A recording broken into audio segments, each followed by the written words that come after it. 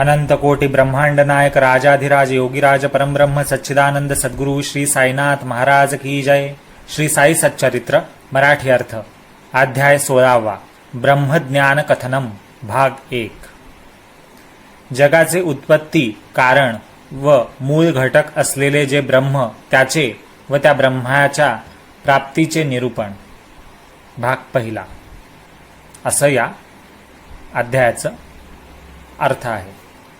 विषय आहे श्री गणेशाला नमस्कार असो, श्री सरस्वती देवीला नमस्कार असो, श्री गुरु महाराजांना नमस्कार असो, श्री कुलदेवतेला नमस्कार असो, श्री सीता व श्री रामचंद्र यांना नमस्कार असो, श्री सद्गुरु साईनाथांना नमस्कार असो, शांतिरूपी सिंहासनावर बसलेले स्वानंद रूपी साम्राज्याचे मालक, राजांचे राजे, चक्रवर्ती व आपले एकमेव आधार अशा गुरु महाराजांना नमस्कार करूया।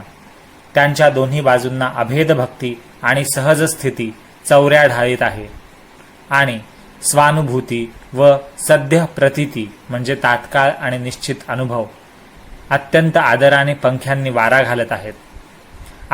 स्व आत्मस्थिती छत्र धरत आहेत आणि शांती संवित्ती वेत्र धरत आहेत। वेत्र म्हणजे राजाच्या चोपदाराच्या हातातील काठी। षड्रिपू व माया मोहाची वृत्ती तेथे क्षणभरही टिकू शकत नाही। या सभेचा थाट काय वर्णावा। 4 वेद, 6 दर्शने, 18 पुराणे तर स्तुती स्तोत्रे गाणारे आहेत। शुद्ध ज्ञानाचा प्रकाश लखलख चमकत आहे आणि स्वानंद अतिशय दाट पसरलेला आहे। विरक्ती, भक्ती, शुद्ध ज्ञान, मनन, निदिध्यासन, निज अनुसंधान व साक्षात्करण हे अष्टप्रधान सेवेत मग्न आहेत। शांती व दांती हे दिव्यमणी त्यांचे कंठ भूषवित आहेत आणि वेदांतरूपी सागरातील अमृत वाहणारे त्यांचे मधुर बोल आहेत। जिची धार तेजाने झळकत आहे अशा ज्ञानरूपी तलवारीचा वार करण्यासाठी उंचावलेला त्यांचा हात पाहून संसाररूपी वृक्ष थरथर कापत आहेत। हे निरंजना, अव्यया, अविनाशा व गुणातीता योगी राजा, तुमचा जय जयकार असो। दीनजनांचा उद्धार व दुसऱ्यांवर उपकार करण्यासाठीच तुम्ही हा देह धारण केला आहे। दासगणू महाराजांनी आपल्या भक्ती सारामृताच्या अध्याय 52 मध्ये, भक्ती सारामृत नावाच्या ग्रंथाच्या अध्याय 52 मध्ये साईबाबांचे असेच सार्वभौम राजा यापरी सुंदर वर्णन केले आहे। त्याच्या काही ओव्या इथे आहेत की धैर्य हाच ज्याचा पिता, क्षमा हीच ज्याची माता, शांती वधू तत्वता, दया भगिनी शोभली, सुविचार हाच भ्राता, पलंग मेदिनी सर्वथा, स्वानंद साम्राज्य भोगिता, होय बुध हो हा योगी, ऐसा सार्वभौम राजा परी, हा योग योगेश्वर निर्धारी, म्हणून दंभ पळाला दुरी, भय या बादशहाच्या। असो, मागच्या अध्यायात श्री साईबाबांनी एका भक्ताची इच्छा पूर्ण करून त्याने केलेला नेम पुरवून, नवस पुरवून त्याला त्याच्या मनाची खूण कशी पटवली याचे वर्णन झाले। सद्गुरूंच्या सर्व इच्छा पूर्ण झालेल्या असतात। शिष्य त्यांच्या इच्छा काय पूर्ण करणार। शिष्याचीच सेवा करण्याची इच्छा पुरवून त्याला ते निरीच्छ करतात म्हणजे इच्छा रहित करतात भक्ताला। भक्तीने फूल किंवा पान सुद्धा त्यांना अर्पण केले तर ते त्यांना अत्यंत प्रेमाने घेतील ते, परंतु तेच ताठ्याने, अभिमानाने किंवा दिमाख दाखवून, दिमाख म्हणजे श्रीमंती दाखवून किंवा बढाईखोरपणा दाखवून दिले तर त्याला लागलीच ते अव्हेर करतील म्हणजे नाकारतील। सत्य, ज्ञान व आनंदाचे ते सागर असल्याने त्यांना दिखाऊ उपचाराचे महत्व वाटत नाही, परंतु तेच श्रद्धा व भोया भावाने अर्पण केले असता ते त्याचा अत्यंत आनंदाने स्वीकार करतात।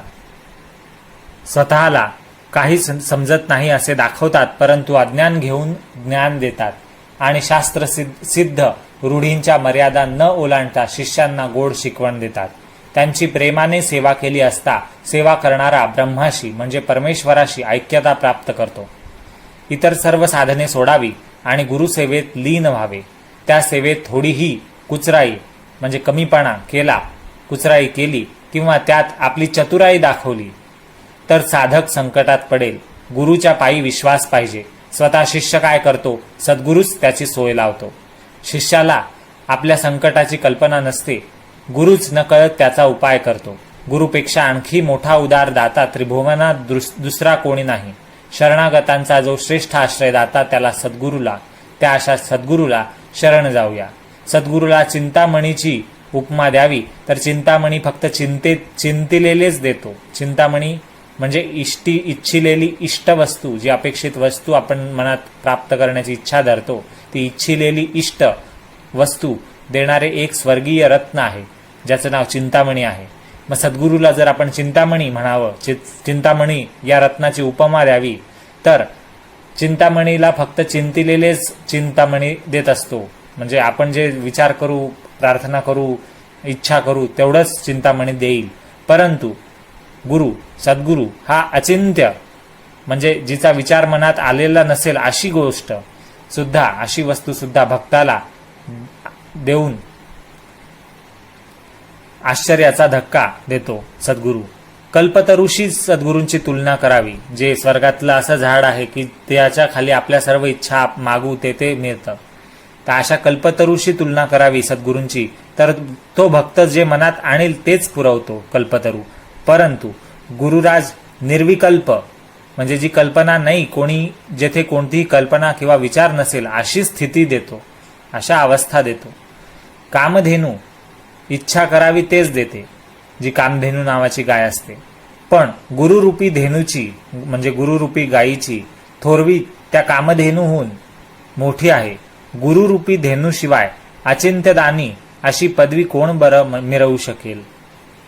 अचिंत्यदानी म्हणजे जे चिंतलेलं नाहीये असं अचिंत्य दान करणारं, म्हणजे जे आपण कल्पनाही करणार नाही, विचारही करणार नाही, अशी अवस्था, असं सुख, असं ज्ञान, अशी कृपा करणारं, अशी कृपेचं दान, अशा ज्ञानाचं दान, अशा अवस्थेचं दान, अशा आनंदाचं दान, अचिंत्य दान, असं गुरुरूपी धेनूशिवाय, म्हणजे गुरु या कामधेनूशिवाय, गुरु शिवाय कोणी मिळवू शकेल का? कोणी देऊ शकेल का? नाही. आता श्रोत्यांना हीच विनंती की मागच्या अध्यायाच्या शेवटी मी ब्रह्मार्थीला ब्रह्मज्ञान कसे प्राप्त झाले ते सांगेन असं म्हटलं होतं. त्या कथेकडे आता श्रोत्यांनी लक्ष द्यावं. आलेल्या ब्रह्मज्ञानाच्या भोगत्याची बाबा कशी तृप्ती करतात, म्हणजे ज्याला ब्रह्मज्ञान हवंय त्याची तृप्ती कशी बाबांनी केली, आपल्या भक्तांना कसा उपदेश करतात, ते परमार्थ साधण्यासाठी ऐकाजी. संत नेहमी कुठलीही इच्छा नसलेले असतात आणि त्यांच्या इच्छा संपूर्णपणे पूर्ण झालेल्या असतात. परंतु भक्तांना खूप इच्छा असतात आणि त्यांच्या इच्छा सदा अपूर्ण असतात. भक्तांच्या कोणी पुत्रसंतती मागतात, कोणी राज्य संपत्ती मागतात, कोणी भावभक्ती मागतात, तर एखादाच संसारातून मुक्ती मागतो. अशाच एका भावार्थी परंतु पैसा मिळवण्यात दंग असलेल्या भक्ताला बाबांची उदंड कीर्ती ऐकून त्यांच्या दर्शनाची ओढ लागली. घरी खूप संपत्ती आणि संतती म्हणजे मूलबाळ होते, नोकर चाकरही पुष्कळ होते. त्याच्या मनात आले की उदारमूर्ती बाबांचे दर्शन घ्यावे. बाबा मोठे ब्रह्मज्ञानी आहेत, साधू संतांचे मुकुटमणी आहेत, त्यांची करणी अगाध आहे. करणी म्हणजे त्यांची लीला किंवा त्यांचे कार्य. त्यांच्या चरणी मस्तक ठेवूया. आपल्याला दुसरी कसली कमी नाही, तर आपण ब्रह्मज्ञान मागूया. हे सहज साधले तर मी धन्य होईन.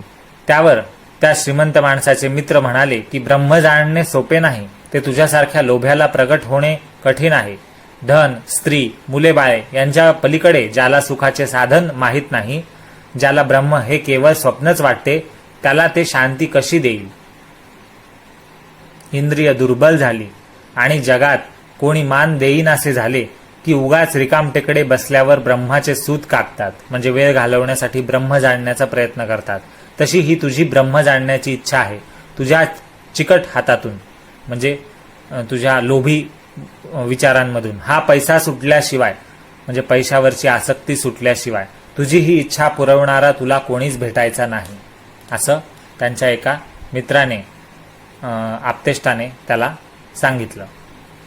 असो, अशी आस्था मनात धरून ब्रह्मज्ञान मिळवण्याची साईबाबांकडून आपण कृपा करून घ्यावी आणि ब्रह्मज्ञान मिळवावं अशी आस्था, अशी अपेक्षा, आशा मनात धरून तो बाह्यार्थी, म्हणजे बाहेरच्या जगातच सुख मानणारा, परत भाड्याचा टांगा करून म्हणजे रिटर्न येण्याचं तिकीट काढून टांग्याचं, म्हणजे आपण जाऊ, दर्शन घेऊ, ब्रह्मज्ञान घेऊ आणि रिटर्न येऊ, असं विचार करून शिर्डीला निघाला. आणि तेथे पोचल्यावर त्याने साईंचे दर्शन घेतले आणि त्यांच्या पायांना नमस्कार केला. मग साई जे गोड शब्द म्हणाले ते आता श्रोत्यांनी ऐकावे. हा साई कथारूपी कल्पवृक्ष लक्ष देण्याच्या रूपाने पाणी पाजल्याने पक्का रुजेल आणि श्रोत्यांचा आदर जसा जसा वाढेल तसा तसा त्यावर, या वृक्षावर, कल्पवृक्षावर, साई कथारूपी कल्पवृक्ष म्हणजे या कथेचा जो कल्पवृक्ष आहे याला फळांचा भार उगवेल, म्हणजे फळं लगडतील. सर्वांगी तो रसभावाने भरेल. हा कल्पवृक्ष म्हणजे त्या कथांमधून अर्थ तुम्हाला समजून येईल. सुगंधित पुष्पांनी फुलेल, मधुर फळांच्या भाराने वाकेल आणि भोक्त्यांची इच्छा म्हणजे ऐकणाऱ्यांची, वाचणाऱ्यांची इच्छा पूर्ण होईल. ब्रह्मार्थी म्हणाला. ब्रह्मार्थी म्हणजे ब्रह्मार्थी हा शब्द आधी आला होता मागे, मी चुकून तो बह्यार्थी वाचला, तो ब्रह्मार्थीच शब्द आहे. ब्रह्मार्थी म्हणजे ज्याला ब्रह्म मिळवायचंय, ब्रह्म प्राप्त करायचंय. जसं विद्यार्थी म्हणजे ज्याला विद्या प्राप्त करायची इच्छा आहे तो. तर ब्रह्मार्थी म्हणजे ज्याला ब्रह्म मिळवायचंय, प्राप्त करायचंय तो, म्हणजे तोच व्यक्ती जो श्रीमंत आहे तो ब्रह्मार्थी म्हणाला की बाबा मला ब्रह्म दाखवा, हेच जीवाशी धरून मी येथे आलो आहे. लोक म्हणतात शिर्डीकर बाबा म्हणजे शिर्डीचे बाबा साईबाबा ब्रह्म चटकन दाखवतात म्हणून इतक्या दुरून आलो. मार्ग कंठता फार थकलो, तरी जर ब्रह्म मिळेल तर कृतकृत्य झालो म्हणेन. मग बाबा त्याला काय म्हणाले पहा. बाबा म्हणाले चिंता करू नकोस, ब्रह्म आता रोकडे दाखवतो. रोकडं म्हणजे पैशासारखं लगेच दाखवतो. येथे उधारीची गोष्ट नाही. तुझ्यासारखा विचारणाराच मिळणे कठीण, म्हणजे मला कोणी विचारतच नाही म्हणून मला दाखवायला पंचायत येते, असं साईबाबा म्हणताय. म्हणजे तुझ्यासारखा विचारणारा कोणी मिळतच नाही मला, नाही तर मी लगेच ब्रह्म दाखवतो असं. बहुतेक लोक धनसंपत्ती मागतात, रोग आणि संकट निवारा असे म्हणतात आणि सदा लौकिक मान, राज्यपद, सुख, पदप्रतिष्ठा असं मागतात लोक. हे साईबाबा त्याला सांगताय. केवळ या जगातील सुखासाठी लोक शिर्डीला धावून येतात आणि माझ्या फकीराच्या भजनी लागतात. ब्रह्म कोणीही मागत नाही, अशांचाच मला सुकाळ आहे. म्हणजे असे पुष्कळ लोक आहेत गर्दी करून येणारे की ज्यांना काही ना काही त्रास आहे, त्यांच्यावर रोग आहे, संकट आहे, त्यांचा प्रश्न पडले, धनसंपत्ती, मूलबाळ असंच पाहिजे त्यांना, असेच मागणारे लोक पुष्कळ आहे माझ्याकडे. आणि तुझ्यांसारख्यांचा दुष्काळ आहे म्हणजे तुझ्यासारखे खूप कमी आहे, नाही आहेत माझ्याकडे लोक जे ब्रह्मज्ञान मागण्यासाठी येतात असे. ब्रह्मजिज्ञासूंचा मी भुकेला आहे. हा मला पर्वकाळ आहे. पर्वकाळ म्हणजे उत्सवाचा काळ आहे, जेव्हा तू मला विचारायला आलायस, तुझ्यासारखा एखादा मला ब्रह्मज्ञान घेण्यासाठी माझ्याकडे आलाय. ज्या ब्रह्मवस्तूच्या भीतीने सूर्य व चंद्र यांचे ठराविकपणे चालणे, नियमाने उगवणे आणि नियमाने मावळणे, प्रकाश व अंधार मर्यादित राहणे, ग्रीष्म म्हणजे उन्हाळा, वसंत वगैरे ऋतू येणे, इंद्रदेवादी लोकपाल म्हणजे 8 दिशांमध्ये लोकांचे हितरक्षण करण्यासाठी परमेश्वराने नेमलेले देव अधिकारी जसे की इंद्र, अग्नी, यम, नैऋत्य, वरुण, कुबेर, वायू आणि ईश हे अष्टलोकपाल इंद्र आदी यांनी नेमाने प्रजेचे पालन करणे, हे सर्व घडत असते. तर हे सर्व नेहमी घडत असतं. त्याला मूळ हे ब्रह्म, म्हणजे या सगळ्यांच्या मागचं कारण काय, हे सगळं काय, सृष्टी कशी काय चालली आहे, तर ती ब्रह्माच्या भरवशावर किंवा ब्रह्माच्या आधारावर. म्हणून शरीर पडण्यापूर्वी विचारवंत पुरुष ब्रह्म प्राप्त करण्याचा पुरुषार्थ साधून घेतात. नाहीतर सतत पुनर्जन्माचा फेरा निश्चितपणे पाठीशी लागतो. म्हणजे परत मरावं लागतं, परत जन्म घ्यावा लागतं आणि भोग भोगावे लागतात. हे ब्रह्म जाणल्याशिवाय जर शरीर पडेल म्हणजे मनुष्य मरेल तर संसाराचे बंधन पिच्छा पुरवेल आणि पुनर्जन्म चुकणार नाही. पहा कठोपनिषद अध्याय 2 वल्ली 3 मंत्र 3 आणि 4. भयात तपती सूर्य भयादिंद्रश्च वायुश्च मृत्यू धावती पंचमः. म्हणजे याचा अर्थ असा की ज्याच्या भीतीने अग्नी तापतो, सूर्य प्रकाशतो, ज्याच्या भीतीने इंद्र, वायू आणि 5वा जो मृत्यू आहे, हे 5ही आपल्या कामात तत्पर असतात. पुढे ऐका. इह चेदकद चेदशकद बोद्धुम प्राक शरीरस्य विस्त्रसः ततः सर्गेषु लोकेषु शरीरत्वाय कल्पते. म्हणजे त्या परब्रह्माला शरीराचे पतन होण्याआधी या देहातच जर जाणले नाही तर अनेक युगांपर्यंत नाना लोकांमध्ये, नाना ग्रहांमध्ये, नाना योनींमध्ये म्हणजे वेगवेगळ्या स्वरूपामध्ये शरीर धारण करावे लागते. म्हणजे काय म्हटलंय त्या कठोपनिषदाच्या ओवीत श्लोकात, त्याचा मराठी अर्थ असा आहे अखंड वाचलं तर. परत ऐका. ज्याच्या भीतीने अग्नी तापतो, सूर्य प्रकाशतो, ज्याच्या भीतीने इंद्र, वायू आणि पाचवा मृत्यू आपल्या कामात तत्पर असतात, त्या परब्रह्माला शरीराचे पतन होण्याआधी म्हणजे मृत्यू येण्याआधी या देहातच जिवंतपणी जर जाणले नाही, त्या परब्रह्माला आपण समजून घेतलं नाही तर अनेक युगांपर्यंत नाना लोकांमध्ये व नाना योनींमध्ये शरीर धारण करावं लागतं आपल्याला, असं त्या श्लोकात म्हटलेलं आहे कठोपनिषदात. तुला साई पुढे म्हणताय त्याला की तुला ब्रह्मच काय, सगळे ब्रह्मगुंडाळे दाखवतो. ब्रह्मगुंडाळे म्हणजे परब्रह्माचा विस्तार किती आहे, हे ब्रह्मांड एक आहे, अनेक आहेत, ते किती आहे, कसे आहे, हे सर्व विश्व काय आहे, या विश्वाच्या पलीकडे काय आहे, हे सगळं दाखवतो, पसारा दाखवतो. तेच तुला नखापासून शेंडीपर्यंत घट्ट गुंडाळत आहे आणि तेच मी उकलून वेगळे करतो, असं साईबाबा बोलले. काय ते अमृताच्या गोडीची वाणी, जणू काय अनुपम आणि किंवा सर्वश्रेष्ठ सुखाची खाणच. जे प्राणी संशयरूपी झोक्यावर बसलेले आहेत त्यांचाही उद्धार करण्यास ती समर्थ आहेत. तात्पुरता आनंद देणाऱ्या सुखाच्या मोहात जे दिवस रात्र गुंतलेले आहेत त्यांनाही बाबांची ही वचनरूपी वाट म्हणजे बोलण्याचा जे आता ते बोलले त्याची वाट शास्त्रांनी योग्य म्हटलेल्या आचरणाकडे नेऊन सोडेल. चिंतामणी प्रसन्न झाला तर लौकिक सुख हाताशी चढेल आणि महेंद्र प्रसन्न झाला तर स्वर्ग संपत्ती लाभेल. परंतु गुरुची विशेषता याहूनही विशेष आहे. गुरुसारखा दाता कोणी नाही. तो जर सुप्रसन्न होऊन पावला म्हणजे गुरु प्रसन्न झाला तर प्राप्त होण्यास कठीण असे ब्रह्म भक्ताला दाखवेल. या गोड कथेच्या श्रवणाने संसार दुःखाचा विसर पडेल. ब्रह्मार्थीयांना कसे शिकवावे म्हणजे ज्यांना ब्रह्म हवा आहे असे परब्रह्माच्या ब्रह्मज्ञानाच्या शोधात जे आलेले आहेत किंवा जे अभ्यास करणारे आहेत त्यांना कसं शिकवायचं हे बाबा जाणत होते. असो, बाबांनी मग त्या ब्रह्मार्थीला बसवले. त्या श्रीमंत लोभी माणसाला ज्याला ब्रह्मज्ञान मिळवायचंय अशा त्या व्यक्तीला म्हणजे ब्रह्मार्थीला बसवलं आणि क्षणभर दुसऱ्या व्यवसायात गुंतवले. जणू काय तो प्रश्नच आपण विसरलो असे त्याला दाखवले. मग बाबांनी काय केले ते पहा. एका मुलाला जवळ बोलवले साईबाबांनी आणि त्याला म्हणाले त्या माणसासमोर की लवकर जा आणि नंदू मारवाड्याला निरोप दे की बाबांना फार जरूर आहे, 5 रुपये थोडा वेळ उसने चटकन दे. मुलगा नंदूच्या घरी गेला तर त्याच्या दाराला कुलूप होते. तेव्हा तसाच माघारी येऊन त्याने बाबांना ही बातमी दिली की नंदूच्या घराला कुलूप आहे, तो घरी नाही.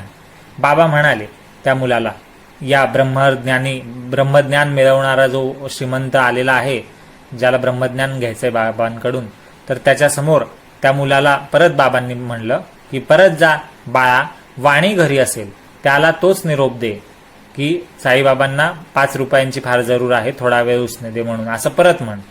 आता वाण्याकडे जा. आधी नंदूकडे गेला, आता वाण्याकडे जा. त्याला तोच निरोप देऊन रुपये घेऊन ये.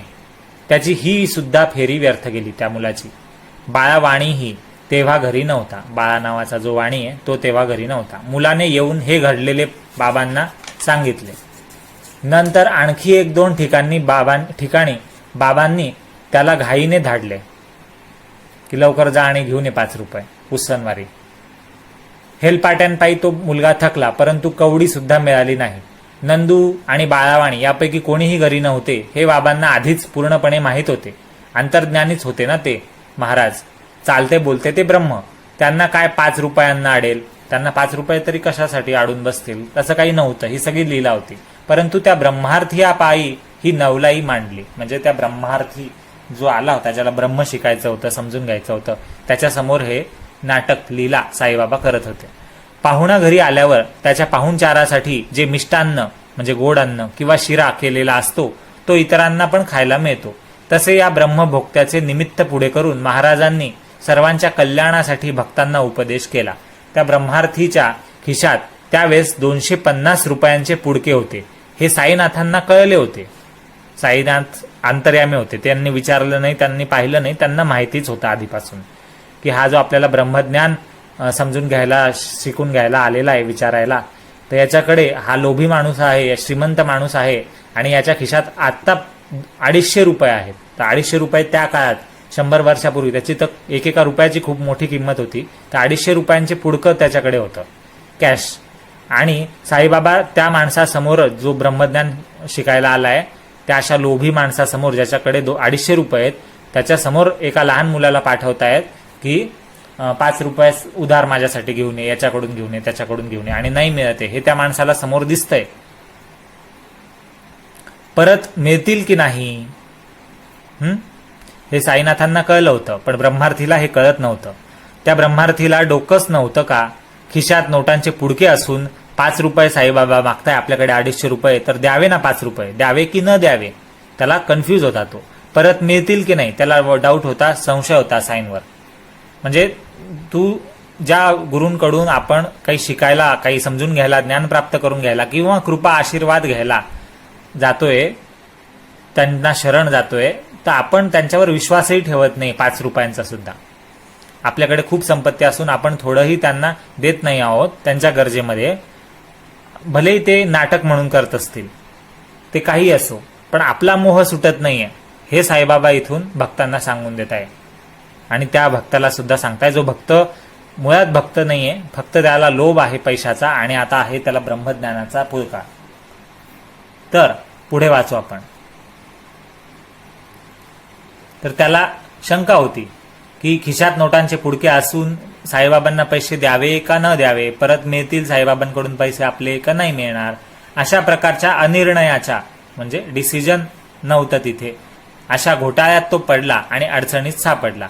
साईबाबांना 5 रुपया उधार आणि त्याही एक घटकाभर द्यायचा धीर त्याला झाला नाही. थोड्या वेळासाठी थोडेसे पैसे देता आले नाही, खूप पैसे जवळ असू नये, आणि त्याला ब्रह्मज्ञान पाहिजे आणि ब्रह्मसाक्षात्कार मागायला येतो तो. साई महाराज सत्यवचनी आणि हात उसनी रक्कमही लहान, तर ती देऊन पहावी असे त्याच्या मनात येताच संशय येऊन आदळला. म्हणजे देऊ बा आपण असं त्याने विचार केला आणि लगेच मनात संशय आला की 5 रुपयांची ती काय कथा, पण तेही द्यायला त्याला जीव होत नव्हता. एवढी पण सोय करता येत नाही, तो मूर्तिमंत लोभच जन्माला आलेला नाही का. म्हणजे तो माणूस लोभीच, दुसरं काही नाही.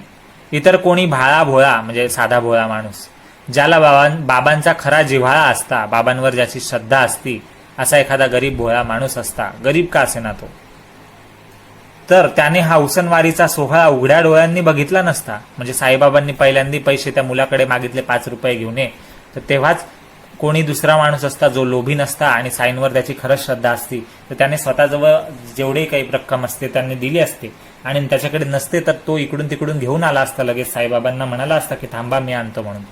पण पण पण हा पणच आहे जो आपल्याला भक्तीच्या मार्गावर, परमार्थाकडे, गुरूंच्या कृपेपासून दूर नेतो आहे, ईश्वर प्राप्तीपासून दूर नेतो आहे. आणि हेच या कथेमध्ये लिहिलं आहे. हा उसनवारीचा सोहळा दुसऱ्या कोणी उघड्या डोळ्यांनी बघितला नसता. ब्रह्माची ज्याला इतकी तहान लागली होती त्याला हा प्रश्न समजला नसेल असे मला वाटत नाही, असं लेखक लिहितोय. परंतु तो धनाच्या मोहाने झपाटलेला होता. म्हणजे त्याला समजत होतं की आपण द्यावं, पण त्याला ही भीती होती, शंका होती की साई परत देतील का आपले पैसे.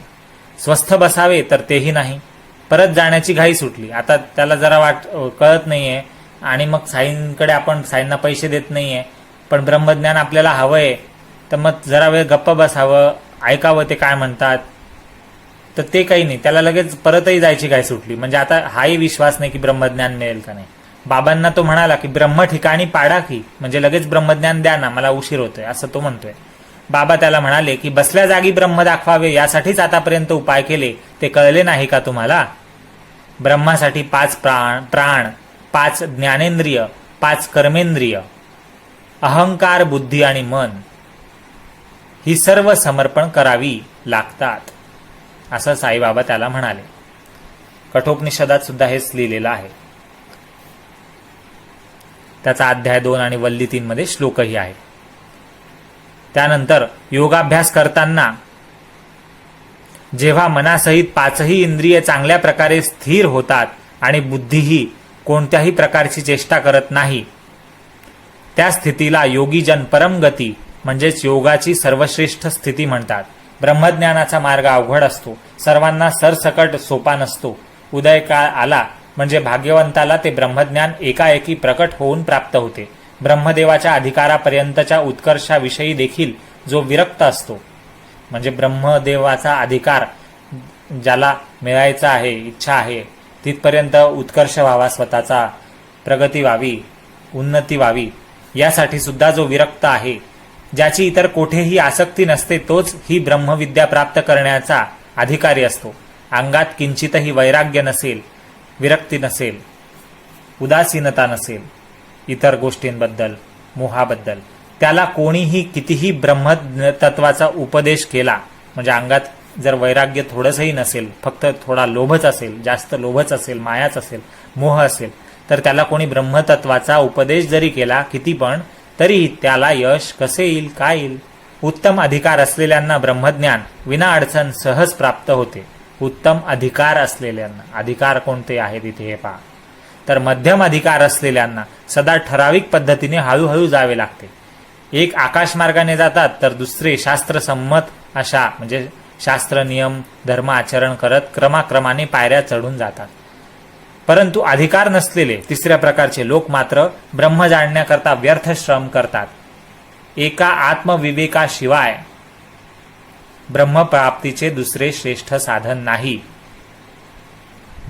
हे वेदांताचे वचन जरी खरे असले तरी आत्मविवेक प्राप्त करणे काय सर्वांना शक्य होते? नाही शक्य होत. आत्मविवेक म्हणजे आत्मसंयमाशिवाय, म्हणजेच इंद्रिय, आत्मविवेक म्हणजे आत्मसंयम. आत्मसंयम म्हणजे इंद्रिय आणि विकार, म्हणजे जे आपले गुण आहेत, आपले विचार आहेत, आपले स्वभाव आहेत, आपल्या आशा अपेक्षा आहेत, तर हे सगळे विकार ताब्यात आणणं म्हणजे आत्मसंयम असणं. तर एका आत्मविवेकाशिवाय म्हणजे आत्मसंयमाशिवाय, म्हणजे इंद्रिय आणि विकार यांना ताब्यात आणल्याशिवाय ब्रह्मप्राप्ती करण्याचे दुसरे साधन नाही, दुसरा उपाय नाही, दुसरा मार्ग नाही. हे जरी वेदांताचं वचन खरं असलं तरी आत्मविवेक प्राप्त करणं सगळ्यांना शक्य नाहीये. म्हणजे आत्मविवेकानेच ब्रह्मप्राप्ती होते असं वेदांत म्हणतंय. वेदांतात लिहिलेलं आहे, उपनिषदात लिहिलेलं आहे की आत्मविवेक हवा, आत्मसंयम हवा, तरच तुम्हाला ब्रह्मप्राप्ती होईल. पण मग आत्मविवेक सगळ्यांना होऊ शकतो का? तर नाही होऊ शकत. अभ्यास आणि श्रम करून हाडांच्या काड्या कराव्या लागतात, म्हणजे खूप कष्टाने संयम आणावा लागतो. तेव्हाच गुरुकृपेच्या प्रकट होण्याने हळूहळू ते ब्रह्मज्ञान हाताशी येते, असं इथे लिहिलंय. मी एक ईश्वर, मीच एक सत्ता गाजवणारा अधिपती असा जेव्हा ब्रह्मदेवाला अभिमान चढतो आणि स्वतःच्या स्वरूपाचा विसर पडतो, तेव्हा विश्वाची उत्पत्ती होते. मीच ब्रह्म आहे असे जेव्हा ज्ञान होते, तेव्हा ते जाणणारा ज्ञानी स्वस्वरूपी लीन होतो आणि तेव्हाच त्याची विश्वाच्या वास्तविकतेची किंवा खरेपणाची कल्पना नाहीशी होते, असे श्रुती गर्जना करून सांगते. आत्मजागृती झाली आणि सर्वव्यापी व सर्वांगभूत अशा ब्रह्माशी एकरूपतेची मनाची वृत्ती झाली की ब्रह्मरूपी अग्नीत विश्वाची आहुती पडते आणि सृष्टीची राख होते. जीवाची देखील हीच तऱ्हा असते. जेव्हा चुकीचा समज नाहीसा होतो तेव्हा दोर, सूर्याचे किरण आणि शिंपला यांचा खोटा आभास निवळतो. शिंपल्याचे खरे ज्ञान नसल्यामुळे ते रूपे म्हणजे चांदी भासू लागतं. शिंपला नाही वाटत. जोपर्यंत आपल्याला शिंपला काय हे माहित नाही तोपर्यंत त्याचा जो चमकणारा चंदेरी रंग आहे तो पाहून आपल्याला हा शिंपला हा चांदीच आहे असं वाटतं. परंतु तेच रुपयाचं खरं ज्ञान प्राप्त झालं, म्हणजे चांदी हे काय हे समजलं, तर ते हा शिंपला म्हणजे चांदी नाही, रूप नाही हे समजतं, लगेच कळतं. खोट्या कल्पनेचे निवारण झाले की रुपे म्हणजे जे चांदी आहे ती दिसेनाशी होते. म्हणजे खरी चांदी समजल्याशिवाय खोटी चांदी लक्षात येत नाही की ही खोटी का खरी. आणि शिंपल्याचे स्पष्ट व निश्चित ज्ञान तेव्हा होते. एकमेकांच्या अज्ञानाचे हे लक्षण आहे.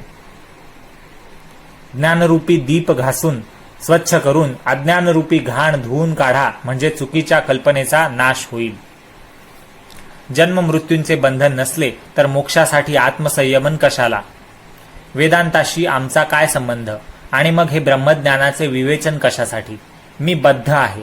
बद्ध म्हणजे बांधलेलो आहे, अडकलेलो आहे, आणि मला त्यापासून संपूर्णपणे सुटायचे आहे. अशा दृढ निश्चयाला जो चिकटलेला आहे, म्हणजे ज्याला ठाम ज्याचा निर्धार झालेला आहे की मला इथून मुक्त व्हायचंय, तोच फक्त या ब्रह्मज्ञान प्राप्त करण्याचा अधिकारी होतो. म्हणजे त्याला ब्रह्मज्ञान मिळत नाही, पण तो ब्रह्मज्ञानासाठी योग्य पात्र व्यक्ती ठरतो.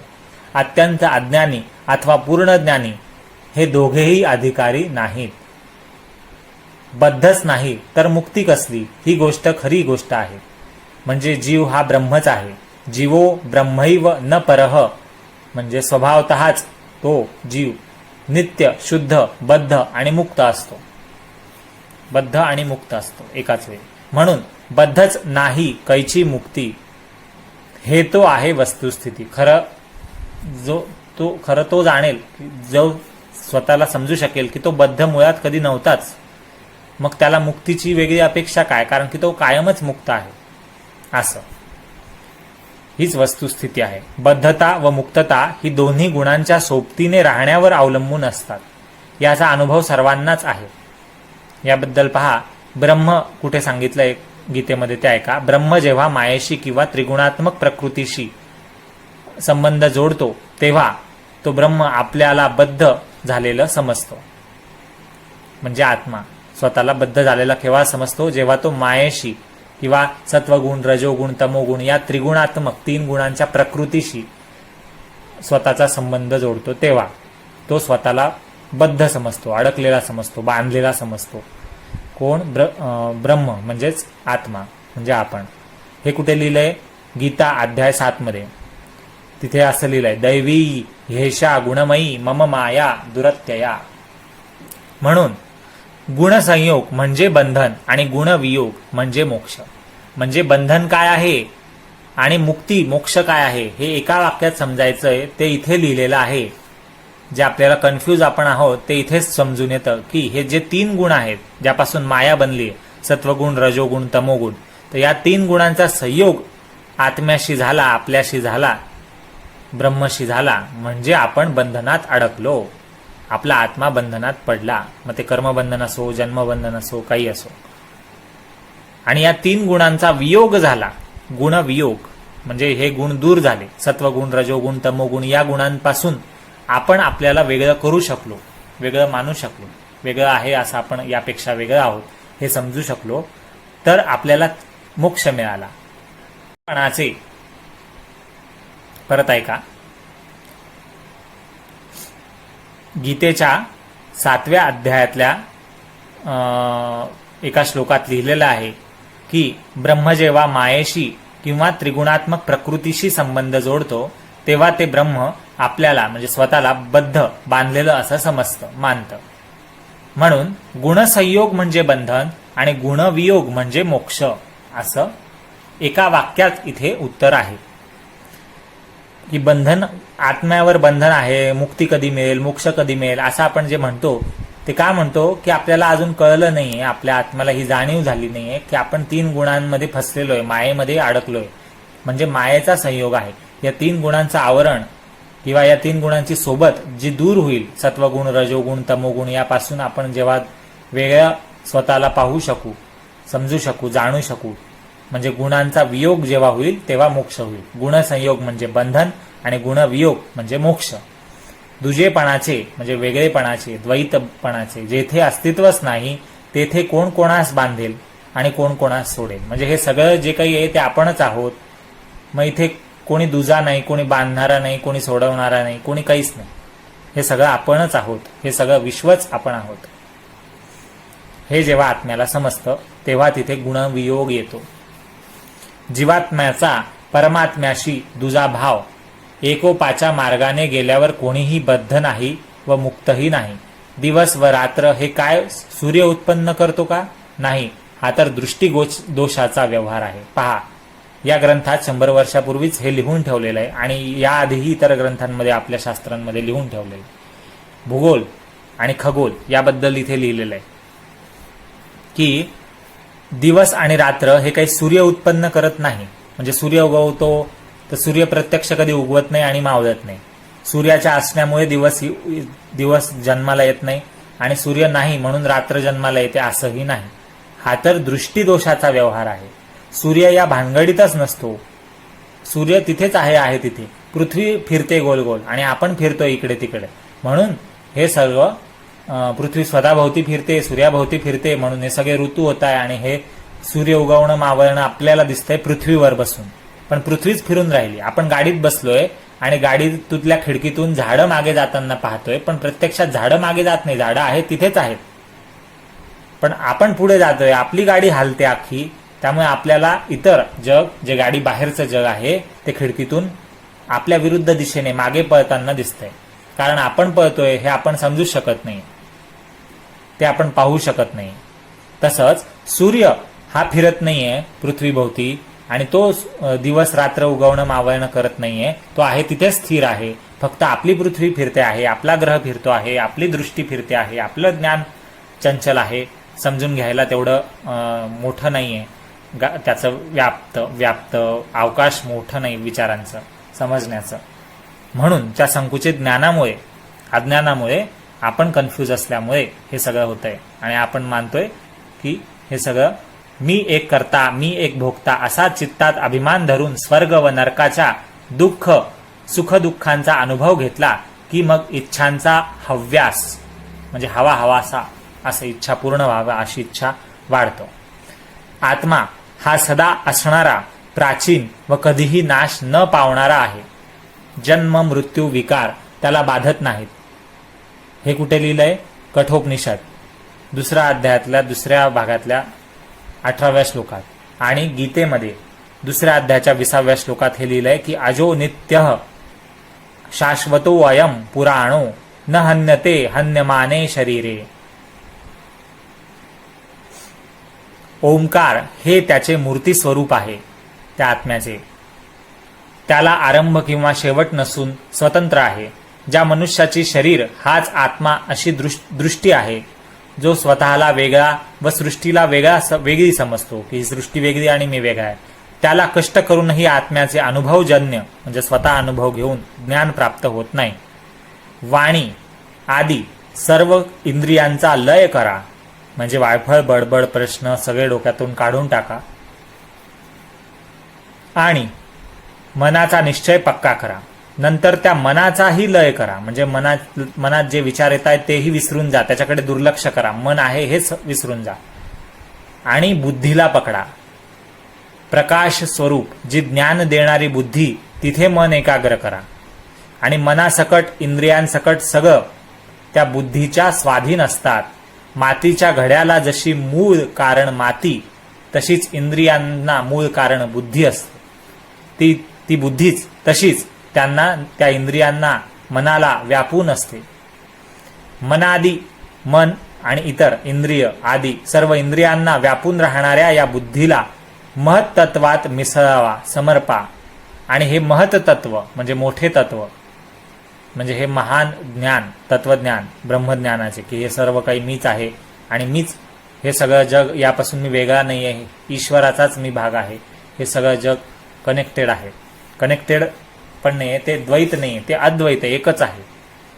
हे फक्त वेगवेगळ्या रूपात दिसून राहिलंय.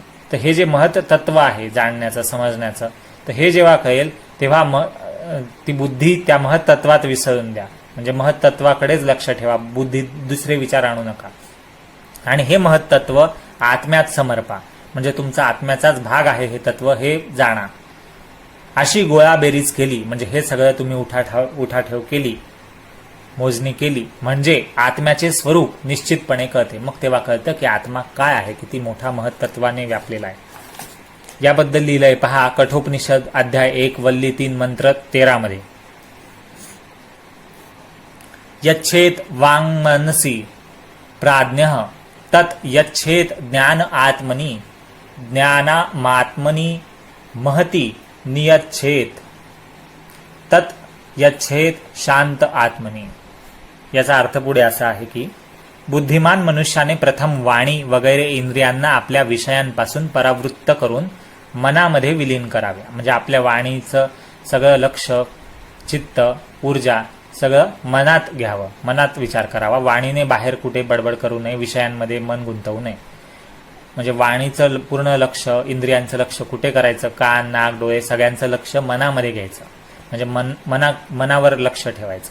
मग मनाला बुद्धीत विलीन करावे. मग मनात दुसरे आणखीन विचार यायच्या आधीच त्या मनाला बुद्धीत मिसळायचं, की बुद्धी काय आहे तिथे आपण केंद्रित करायचं. आणि बुद्धी येथपर्यंतचा दृढ अभ्यास झाला म्हणजे हे लगेच नाही होणार, याला अभ्यास लागेल, प्रॅक्टिस लागेल. म्हणजे या ज्ञानस्वरूप बुद्धीला, आता ती बुद्धी ज्ञानी झालेली आहे, ती आत्मकेंद्रित झालेली आहे, ती स्वतःच्या प्रश्नांना शोधते आहे. तर अशा बुद्धीला महती आत्मन म्हणजे महत्तत्वात म्हणजेच जीवात्म्याच्या शुद्ध स्वरूपात विलीन करावे. म्हणजे ही बुद्धी म्हणजे दुसरं काय आहे की जीवात्म्याचं, आपल्या आत्म्याचं शुद्ध स्वरूप आहे. हे जेव्हा तुम्हाला समजेल आणि तुम्ही त्यावर विश्वास ठेवाल म्हणजे तुमची बुद्धी, जी ज्ञानाची बुद्धी, ज्ञानस्वरूप बुद्धी आहे, ती तिथे या महत्तत्वात विलीन झाली आहे. म्हणजे बुद्धी आता वेगळी उरली नाहीये. अशा प्रकारे आपल्यापासून वेगळ्या कुठल्याही वस्तूच्या सत्तेचे भान राहिले नाही म्हणजे स्वतःला शांत आत्मारूप परब्रह्म पुरुषोत्तमात विलीन करून टाकावे. जे आपण आधीच्या वाक्यात पाहिलंय, आधी पाहिलंय मागे, तेच इथे लिहिलेलं आहे. मग रूपे हे इथपर्यंत अर्थ होता. मग रूपे मृगजळ, रूपे म्हणजे चांदी किंवा संपत्ती, आणि मृगजळ म्हणजे वाळवंट अति उन्हाने तापवून त्याच्यावरच्या हवेच्या थरांचा जो पाण्यासारखा दिसणारा भास होतो. वाळवंटात जी रेत उडते आहे दूरवर हवेमध्ये आणि जी हवा आहे गरम उष्ण हवा, तर त्यामुळे त्या तापलेल्या वाळवंटात त्या हवेच्या लहरी आहेत, उडणं आहे, तर त्याच्यात पाणी आहे असं वाटतं, ते पाण्याचं ठिकाण वाटतं, त्याला म्हणतात मृगजळ. म्हणजे पाणी आहे असा भास होतो पण प्रत्यक्षात पाणी नाही. तर असं रूप म्हणजे चांदी आणि मृगजळ आणि सापाचा आकार, दोरीला आपण साप समजतो अंधारात, तर हे सापाचा आकार दिसणं किंवा मृगजळ दिसणं किंवा रूप समजणं आपल्या शिंपल्याला चांदीच्या रंगासारखं पाहून, तर हे केवळ दृष्टीचे दोष बनतात, त्याला संपूर्णता नाही. म्हणजे ते खरं नाही आहे. मृगजळ खरं नाही आहे, दोरी ही खरी आहे, पण दोरीला आपण साप समजतो, सापाचा आकार मानतो, तर साप हा खरा नाही आहे. किंवा शिंपलं हे खरं आहे, पण शिंपल्याला आपण चांदी हे काय हे समजत नाही, पण आपण मग त्यालाच रूपा म्हणजे चांदी समजायला लागतो, चांदीची वस्तू, नाणं समजायला लागतो, तर पण ते खरं नाही आहे. तर त्यामुळे त्या खरं नसल्यामुळे त्याला संपूर्णता येत नाही आणि विशेषताही नाही आहे. आणि ज्याला जन्म मृत्यू बाधत नाही त्या आत्म्याच्या दर्शनाशिवाय आपले कल्याण होत नसते असे साधुजन सतत नेहमी बोलत असतात. सर्व परिणामांना कारण असतं. म्हणजे कोणतीही घटना घडायला किंवा काहीही व्हायला त्यामागे काहीतरी कारण असतं, उद्देश असतो. परंतु हा आत्मा स्वतःच उत्पन्न झालेला असून या आत्म्याला काही कारण नाही. हा फार प्राचीन आहे, पण पूर्वी असूनही त्रिकालाबाधित म्हणजे तिन्ही काळांच्या पलीकडचा असा ताजा आहे. म्हणजे तो जुना आहे म्हणून शिळा झालाय, वृद्ध झालाय आत्मा असं नाही, तर तो कायम ताजाच असतो. कारण की त्याला काही काळाचं, वयाचं, तीन काळांचं, भूतकाळ, वर्तमान काळ, भविष्यकाळ, जन्म मृत्यू याचा काही संबंधच नाही आहे. तो आहेच, होताच आणि राहीलच. आणि स्वभावतःच बुद्धीला अगोचर आहे तो आत्मा. म्हणजे बुद्धीच्या समजण्याच्या आवाक्या पलीकडचा, बाहेरचा आहे, म्हणून आपल्याला आत्मा समजत नाही. हा आकाशाप्रमाणे अभंग असून, अभंग म्हणजे भंग न पावलेला आहे, म्हणजे अखंड आहे, ज्याचे तुकडे होत नाही असा, सर्वव्याप्त असून जन्म मृत्यूच्या पलीकडचा आहे. जो स्वतः एकटाच असलेला आणि अवयवाशिवायचा आहे त्याला ओम प्रणव हा आधार आहे. हे निर्गुण निराकार ब्रह्म जाणता येते, सगुण साकार ब्रह्म प्राप्त करता येते आणि त्याचे प्रतीक ओम याचे सदा ध्यान व उपासना करता येते. सर्व वेदांचे जे सार तेच प्रणव स्वरूप ओंकार आहे आणि त्याचे जे अर्थासह स्पष्ट जाणणे तेच महावाक्यांचे म्हणजेच आदी जे वाक्य आहेत, तत्वमसी वगैरे, वेदातील जीव आणि ब्रह्म यांचे ऐक्य दाखवणारे जे वाक्य आहे, तत्वमसी म्हणजे मी तोच आहे वगैरे, आदी 4 वाक्ये, ही 4 वेदांची 4 वाक्ये आहेत. ती कोणती वाक्य आहेत यांचं अभ्यासपूर्वक चिंतन करणं हे सुद्धा महत्वाचं आहे. तर ते 4 वाक्य अशी आहेत की प्रज्ञानम ब्रह्म, दुसरं आहे अहम ब्रह्मास्मी, तिसरं आहे तत्त्वमसी आणि चौथा आहे अयमात्मा ब्रह्म. या सगळ्यांचा अर्थ एकच की जीव आणि ब्रह्म एकच आहे.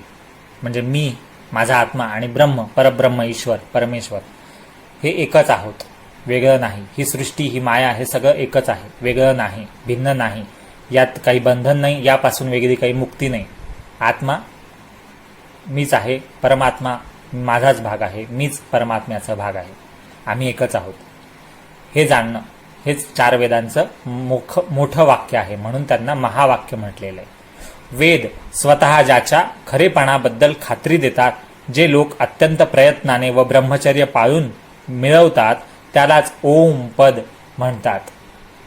हे कुठे याबद्दलचं लिहिलेलं आहे तर ते पहा, कठोपनिषद अध्याय 21 वल्ली 2 मंत्र 15 मध्ये लिहिलेलं आहे की सर्वे वेदा यत् पद्मामन्नन्ति तपांसी सर्वाणि च यद वदन्ति यदिच्छन्तो ब्रह्मचर्यं चरन्ति तत्ते पदं संग्रहेण ब्रवीम्योमी ते तत्.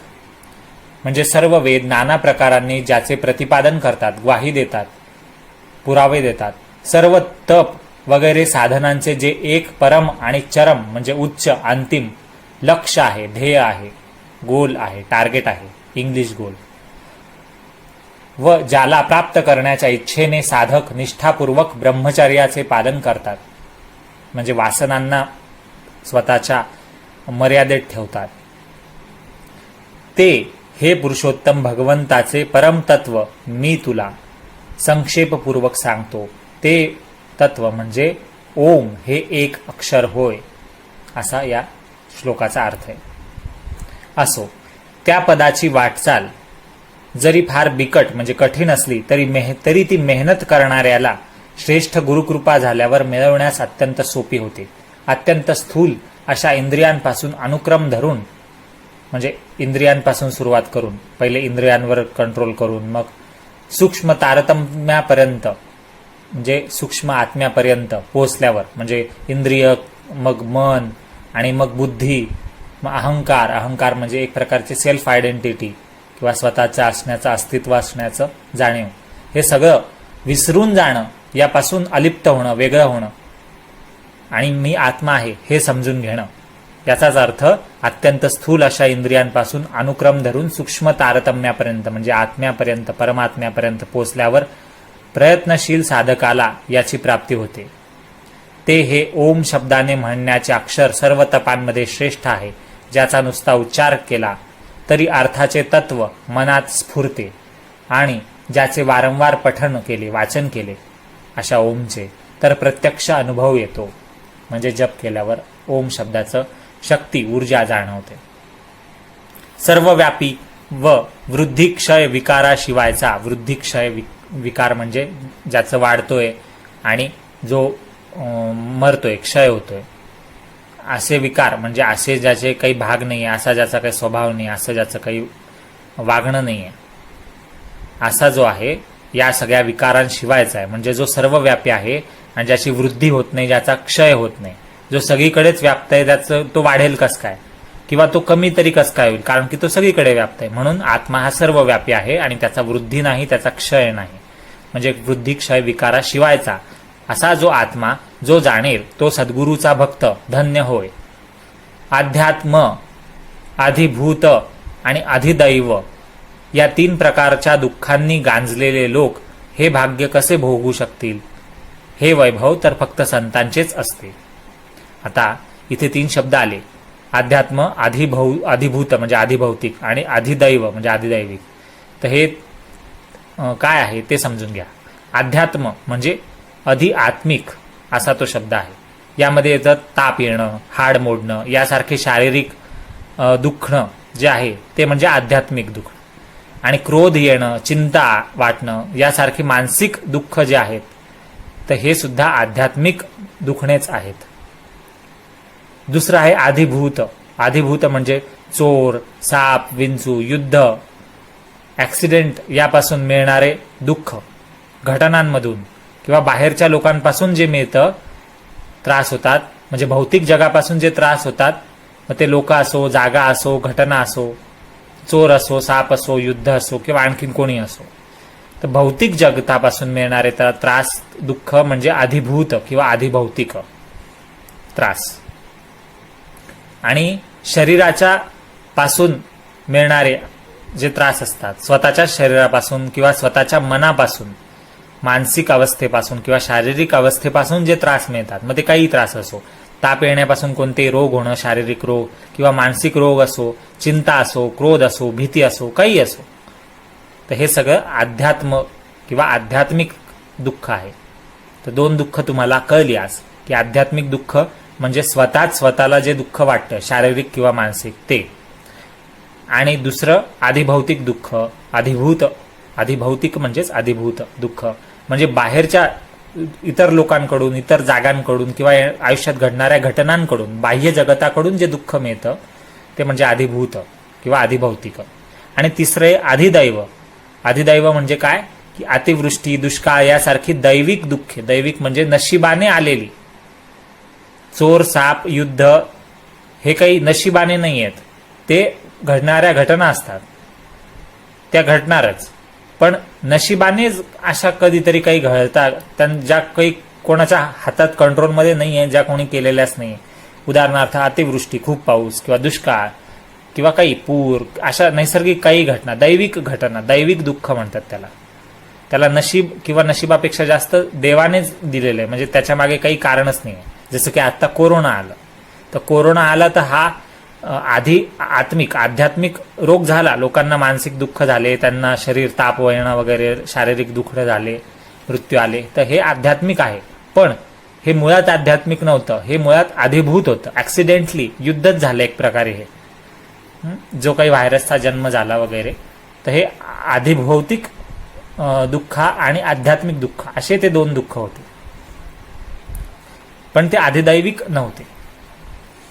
आपल्या आयुष्यात जो कोरोना वगैरे आला तो, त्याबद्दल मी बोलतोय. हे थोडं ग्रंथाच्या बाहेरचं बोललो मी, माफ करा. पुढे आपण ग्रंथ वाचू.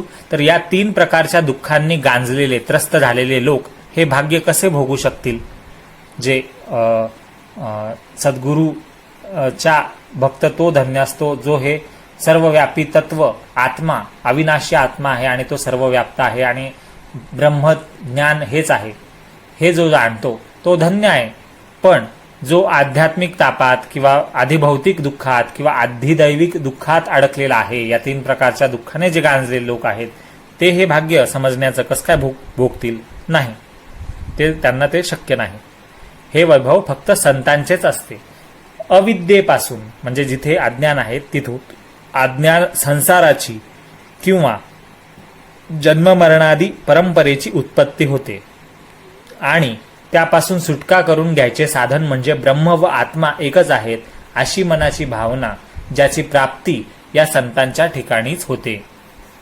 जेव्हा विषय सुखांच्या म्हणजे सांसारिक अपेक्षा, आशा, इंद्रिय सुख यांच्या विचाराशिवायची मनाची स्थिती होईल, म्हणजे यापासून मन थोडं शांत होईल, अलिप्त होईल, जेव्हा अहम ब्रह्मास्मी इति म्हणजे मीच ब्रह्म आहे अशा वेदाच्या महावाक्याचा पुन्हा पुन्हा उच्चार करण्याने बुद्धीचा तसा कल होईल, म्हणजे बुद्धी त्याबद्दल विचार करेल की मीच ब्रह्म आहे, मीच ईश्वर आहे. ईश्वर आहे म्हणजे अहंकार म्हणून नाही, मी ईश्वराचाच भाग आहे, असं सगळी सृष्टी ईश्वरच आहे, असं जेव्हा मन बुद्धी विचार करेल, जेव्हा गुरुच्या वचनाच्या म्हणजे गुरुने जो उपदेश केलाय त्या ज्ञानाच्या आणि शास्त्रांच्या म्हणण्याच्या खरेपणाची खात्री पटवून मनाने व शरीराने कर्म करण्याची प्रवृत्ती मनासह थांबते, म्हणजे मनही काही कर्म वेगळं करत नाही असं ज्ञान प्राप्त झाल्यावर, आणि शरीरही नाही, तेव्हाच आत्म्याची पूर्णपणे ओळख होते, तेव्हाच संपूर्ण आणि स्पष्ट ज्ञानाची प्राप्ती होते.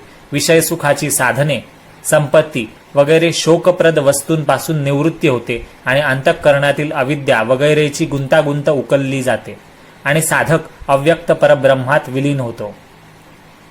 कवडशातील अति लहान कण, कवडसा म्हणजे एखादं खिडकीचा छोटासा भाग किंवा भिंतीचा छोटासा भाग किंवा छपराचा छोटासा भाग जिथून उजेड येतोय, बाहेरून आतमध्ये जो उजेड येतो त्या भोकाच्या म्हणजे छिद्राच्या येणाऱ्या उजेडाच्या किरणात, त्या किरणातील त्या कवडशातील अतिशय लहान कण, त्याहूनही लहान असलेला अणू म्हणजे ॲटम पार्टिकल, त्या अणूपेक्षाही लहान, अतिशय लहान किंवा बारीक, जो दृष्टीला दिसू पण शकत नाही, दूरपर्यंत कोणतंही सूक्ष्म भिंग सूक्ष्मदर्शक वापरलं तरी दिसू शकत नाही, असा अतिसूक्ष्म असा आत्मा असतो, अशी त्याची निश्चित कल्पना केली जाते. मोठ्यात मोठे म्हणजे ब्रह्मांड, पण आत्मा त्याहून मोठा अशी ही कल्पना केली जाते. म्हणजे आत्मा जो दिसू शकत नाही इतका बारीक आहे, तोच आत्मा ब्रह्मांडाहूनही मोठा आहे. असं परस्पर विरोधी दोन्ही विचार सत्य आहेत. अशा दोन्ही कल्पना केल्या जातात. परंतु या सर्व तुलनेसाठी कल्पना आहेत, तुलना करण्यापुरता म्हणजे आपण कंपॅरिझन करतो तिथपर्यंतच्या या कल्पना आहेत. आत्मा हा निश्चित मापाच्या पलीकडे आहे. तो सूक्ष्मत्वाने सूक्ष्मपेक्षा सूक्ष्म आणि मोठेपणामध्ये मोठेपेक्षाही मोठ्या आकाराचा आहे. आता हे कुठून आणलंय असं बोलणं, तर कठोपनिषदाच्या अध्याय 1 वल्ली 2 मंत्र 20 मध्ये हे लिहिलंय. अणोरणीयान महतो मह्यान आत्मा अस्य जंतोर्निहितो गुहायाम, म्हणजे या जीवात्म्याच्या हृदयरूप गुहेमध्ये राहणारा आत्मा सूक्ष्माहून अतिसूक्ष्म आणि महानापेक्षा अतिमहान आहे, असा त्या श्लोकाचा अर्थ इथे पुराव्यासाठी आहे. नाम आणि रूप या उपाधीच असतात. उपाधी म्हणजे पदव्या दिलेल्या किंवा एक प्रकारचा आरोप लावलेला किंवा एक लेबल लावले. लेबल म्हणजे उपाधी किंवा पद म्हणजे उपाधी. आत्मा सदा परिपूर्ण आणि उपाधी शिवायचा असतो. म्हणजे त्याला काही नाव नाही, गाव नाही, काही नाही. त्याला जन्म नाही, मरण नाही, मूळ कारणही नाही. तो जन्मरहित किंवा स्वयंभू, सतत टिकणारा, कधीही नाश न पावणारा आणि पुरातन आहे. त्याला स्पष्टपणे सहज जाणणे कठीण असते. ओंकार प्रतीक असलेले जे ब्रह्म तेच या आत्म्याचे मूळ स्वरूप आहे. वेद व इतर शास्त्र पुराणे यांनाही जाणण्यास समजण्यास कठीण असलेला तो आत्मा काय सरसकट सर्वांना सहज प्राप्त होईल? ज्याला निश्चयपूर्वक जाणण्याला वेद थकले, तपस्वी वनवासी झाले, उपनिषदांनी हात टेकले, पण कोणालाही अचूक ज्ञान झाले नाही, त्या आत्म्याच्या स्वरूपाचा शोध लागण्याकरता आत्मा व परमात्मा एकच आहेत हे जाणणारा आचार्यच हवा. तर्क करण्यात पटाईत असणाऱ्यांना तेथे प्रवेश नसतो. मग इतरांचे काय महत्व? नुसते वादविवाद करणाऱ्यांना तर तेथे जागाच नसते. ते मनाच्या गोंधळरूपी भोवऱ्यात गरगर फिरतील. वेदशास्त्र व आचार्य याशिवाय इतरांची स्वस्वरूप जाणण्याची म्हणजे स्वतःचं सत्य स्वरूप आत्मस्वरूप जाणण्याची बुद्धी तेथे निश्चित होत नाही, म्हणजे कॉन्सन्ट्रेट होत नाही. स्वतःच्या बुद्धीचे कल्पनारूपी तारे 84 लक्ष फेरे चुकवू शकत नाही. म्हणजे 84 लाख योनी, वेगवेगळ्या प्राणी, वनस्पती, जीव, जंतू यामध्ये जन्म घेणं, मरण पावणं, आयुष्य भोगणं, परत परत जन्माला येणं, हे फेरे चुकवू शकत नाही. कोण? स्वतःच्या बुद्धीचे कल्पनारूपी तारे. पण शास्त्र व गुरुरूपी एकच चंद्र मात्र पुरतो आणि मग अंधार किंचितही उरत नाही. जे इतरांना कष्टाने साधत नाही ते तो सहज साधून देतो. कोण? गुरुरूपी चंद्र. जे सद्गुरूची कास धरून म्हणजे सद्गुरूची सेवा करून त्याला घट्ट पकडून धरून ठेवतात, दृढ धरून ठेवतात गुरुला, त्यांना ब्रह्मज्ञान प्रकट होते. जेथे अविद्या काही न करता बाजूला होते, जेथे सच्चिदानंद स्वरूप स्थिर होते आणि स्वस्वरूपात निमग्न झालेली स्थिती उत्पन्न होते, त्यालाच मोक्ष हे दुसरे नाव आहे. हेच जीवाचे अत्यंत अपेक्षित ध्येय आहे, ज्याकरता ब्रह्म म्हणजे परमात्म्याशी एकरूप होण्याची आसक्ती असलेले आणि आत्मचिंतनात निमग्न होण्याची आवड असलेले साधक फार कष्ट करतात. स्वस्वरूपी मन अस्थिर झाले की इंद्रियांनी भोगण्याच्या विषयांची खळबळ उडते. स्वस्वरूपी मन स्थिर झाले की हे इंद्रिय तीक्ष्ण क्षीण होतात. क्षीण म्हणजे कमतर होतात, कमकुवत होतात. जो स्वस्वरूपापासून तोंड फिरवतो त्याच्यासमोर विषय म्हणजे आशा, अपेक्षा, सुख, लोभ, मोह हे सगळं सदा उभे राहतात, म्हणजे असतात अस्तित्वात.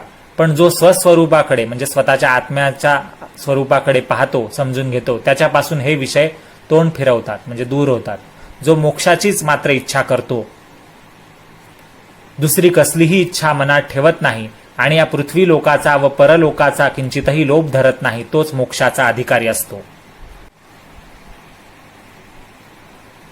यातील एका लक्षणाने जरी कोणी कमी असेल तरी तो मुमुक्षू नव्हे, म्हणजे मोक्षाची इच्छा करणारा नाही, हे स्पष्ट जाणा.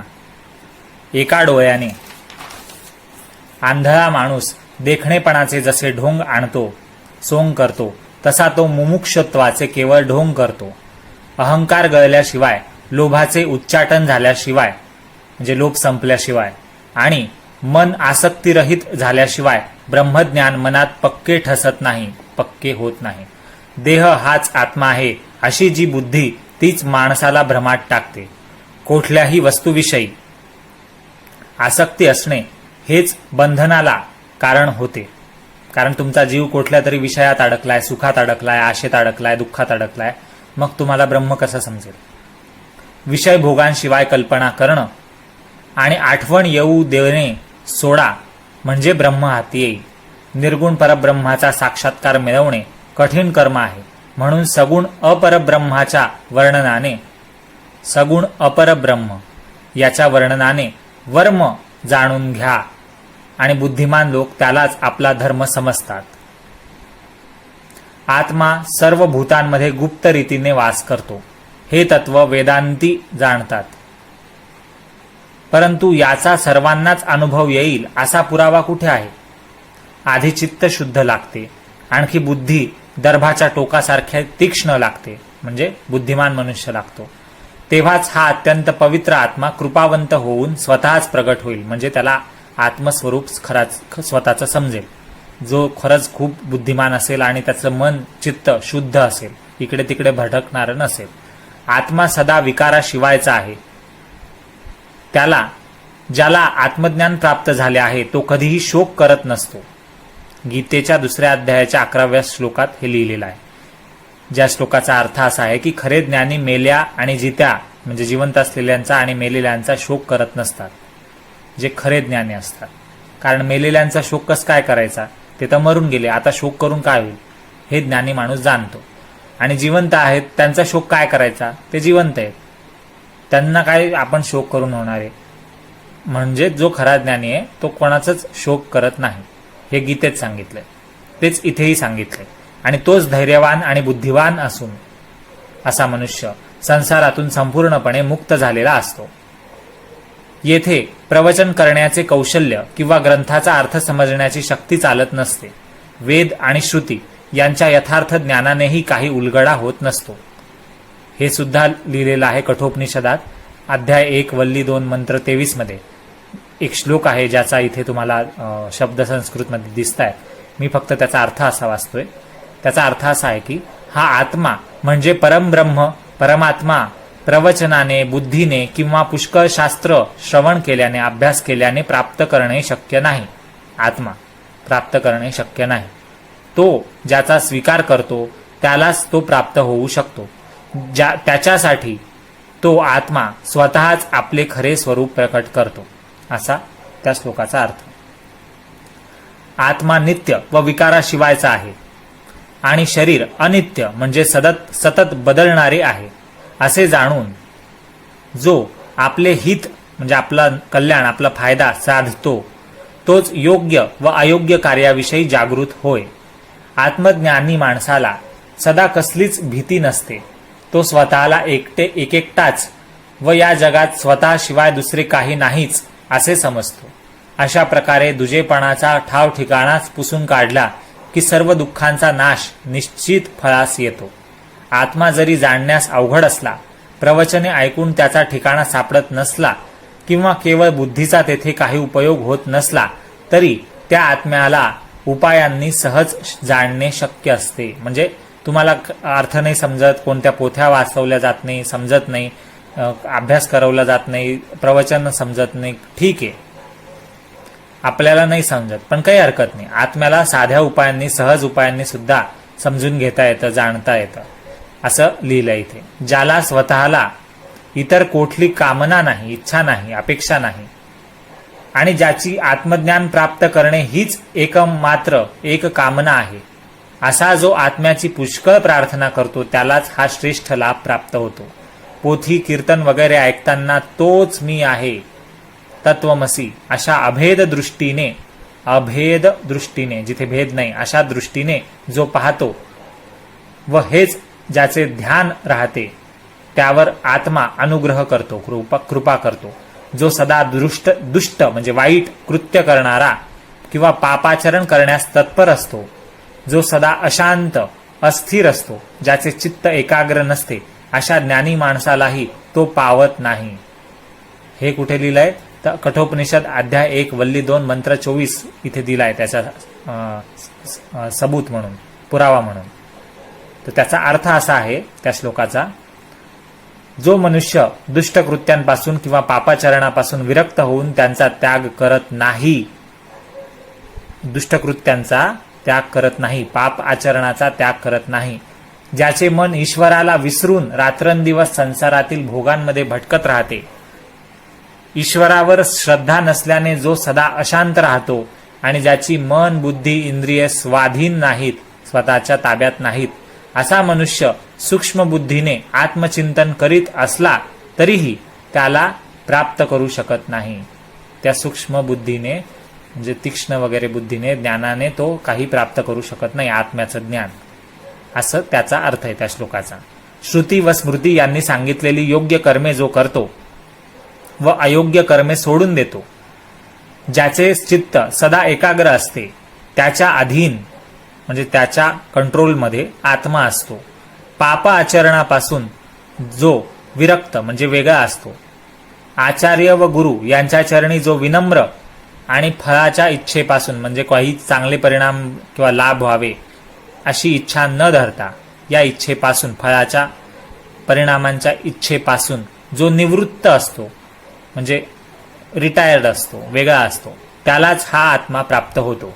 विषय भोगांविषयी निष्काम झाल्याशिवाय, विषय भोग म्हणजे जे काही सुख दुःख आशा अपेक्षा असतात, स्वप्न असतात, चांगले वाईट विचार असतात, यांच्या सुखांच्या भोगण्यापासून किंवा दुःखांमध्ये भोगण्यापासून यापासून निष्काम झाल्याशिवाय म्हणजे यापासून कामनारहित झाल्याशिवाय, अलिप्त झाल्याशिवाय, केवळ आत्म्याविषयी कामना धरल्याशिवाय आणि मनाची वृत्ती शांत झाल्याशिवाय आत्माराम पावणे म्हणजे आत्मा परब्रह्म ब्रह्मज्ञान मिळणं कठीण असतं.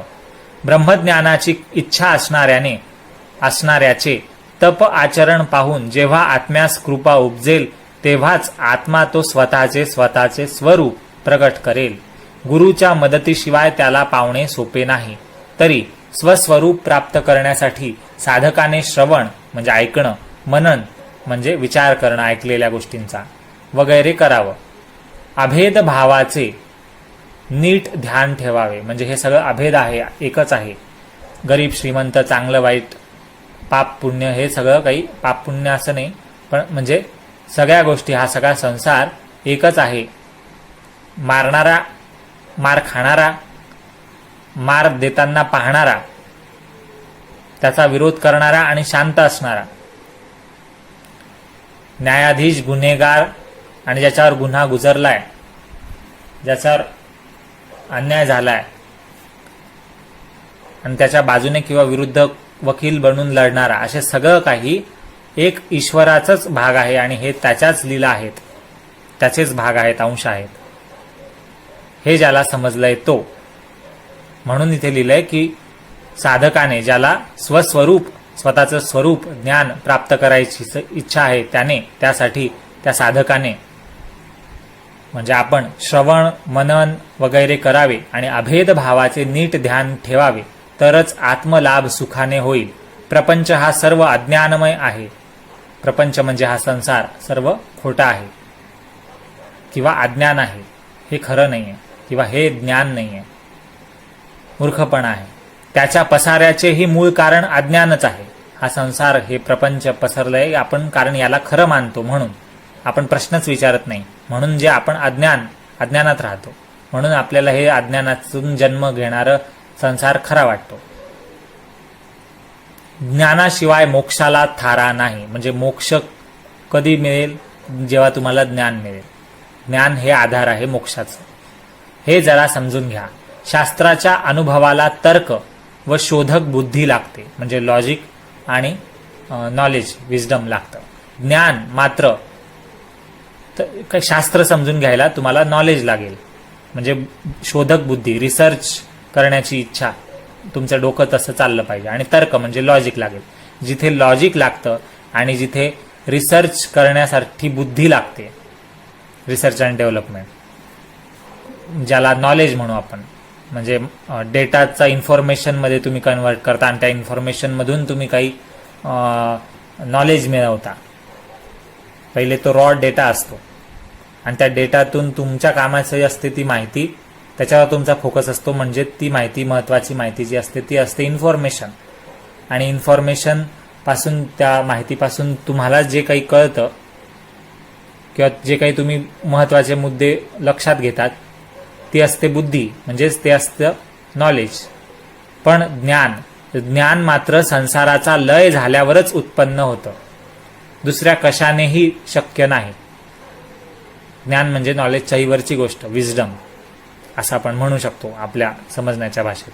मोठा साधू असो की नीच पापी असो, जीवात्मा हाच परमात्मा आहे हे जाणून जो वागतो तोच खरा महान पुरुष आहे. परत ऐका. मोठा साधू असो की नीच पापी असो, सगळ्यांमध्ये असलेला जीवात्मा म्हणजे आपण सर्व, जीवात्मा हाच परमात्मा आहे, म्हणजे हाच परमेश्वर आहे हे जाणून जो वागतो, सगळ्यांशी वागतो नीट, तोच खरा महान पुरुष होय. त्याचाच एक आत्मा अभेद आत्मा असतो, म्हणजे सगळ्यांशी जुळलेला आत्मा असतो. तो ज्याला हे जाणलं आहे त्याचा आत्मा जुळलेलाच आहे, तो वेगळा नाही आहे दुसऱ्यांपासून. द्वैत नाही तिथे. ब्रह्म व आत्मा एक आहेत हे जे अनुभवपूर्वक ज्ञान, तोच ज्ञानाचा कळस होय. एकदा आत्मज्ञान झाले की सर्व अज्ञान नाहीसे होते. संपूर्ण आत्मज्ञान झाले की मग जाणण्यासारखे काहीच उरत नाही. साक्षात्कारामुळे त्याच्याकडून हातातल्या वस्तूंप्रमाणे सारे जाणले जाते. तर हातातल्या आवळ्यासारखं साक्षात्कार समजायला लागतो, किंवा ब्रह्मज्ञान समजतं, किंवा स्वतःचं अस्तित्व समजतं. हे सृष्टी, पाप, 3 प्रकारचे ताप, 3 प्रकारचे गुण, सगुण, सद्गुण, किंवा जे काय म्हणतात त्याला, रजोगुण, तमोगुण, सत्वगुण हे आहेत, हे समजतात. ब्रह्म समजतं त्याला. परमात्मा काय हे समजतं त्याला. आत्मज्ञानाचे फळ म्हणजे संसाराची अखंड निवृत्ती आणि परमानंदाची तात्काळ प्राप्ती व मोक्षाचा सुकाळ प्राप्त होतो, म्हणजे चांगला काळ प्राप्त होतो. आता आपला ग्रंथाचा हा अध्याय शेवटच्या टप्प्यात आहे. हा थोडा लांबला आहे अध्याय, मोठा आहे असल्यामुळे, पण पुन्हा एकदा तुम्ही लक्ष केंद्रित करा. अजून थोडासाच महत्त्वाचा भाग यात आहे, मग हा अध्याय पूर्णतेकडे जाईल. पुढे ऐका. आत्मा सूक्ष्मापेक्षाही सूक्ष्म व महानापेक्षाही महान आहे असे जे बोलतात ते फक्त त्याची सर्व व्यापकता बुद्धीला कळण्यासाठी तसं बोलतात. आत्मा सूक्ष्मही नाही आणि महानही नाही. येथील न्यून अधिकता म्हणजे कमीपणा आणि मोठेपणा किंवा श्रेष्ठ कनिष्ठता ठरवण्याचा भाव हा नुसता कल्पनेचा खेळ आहे, आपल्या बुद्धीला समजवण्याचा खेळ आहे. तो आत्मा तर ब्रह्मदेवापासून ते झुडपापर्यंत सर्व चर आणि अचर म्हणजे हलणाऱ्या आणि न हलणाऱ्या वस्तूंमध्ये भरलेला आहे. सजीव निर्जीवांमध्ये आत्माच आहे. निर्जीवांमध्ये सुद्धा चर अचर, अचर म्हणजे अचल म्हणजेच निर्जीव, यामध्ये सुद्धा, कारण हा ब्रह्माचाच भाग आहे, परब्रह्माचाच अवतार आहे.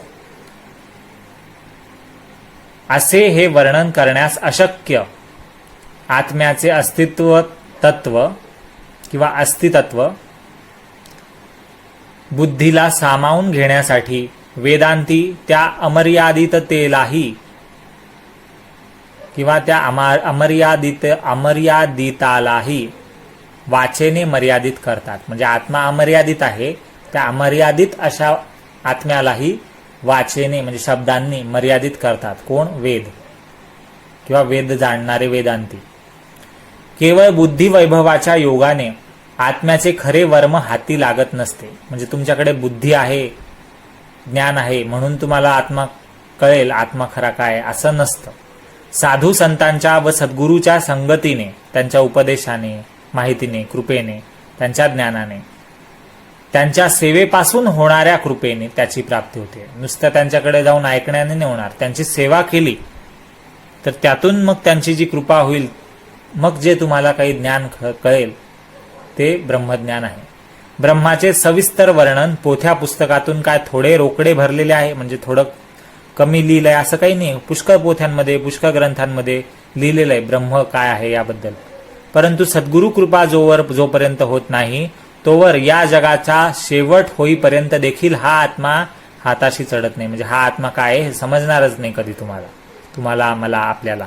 का? कारण आपल्याला सद्गुरूंची कृपाच झालेली नाही. म्हणून नित्य व नैमित्तिक कर्म करून, नित्य म्हणजे नेहमीचे आणि नैमित्तिक म्हणजे नेमून दिलेले शास्त्रसंमत विधी लिखित असे जे कर्म आहेत, विधियुक्त असे रोजचे काम किंवा करायला हवेत असे कर्म जीवन जगण्यासाठी, तर असे कर्म करून जोपर्यंत मन शुद्ध संस्कारांनी युक्त होत नाही तोपर्यंत ब्रह्माचा अनुभव मुळीच लागत नाही.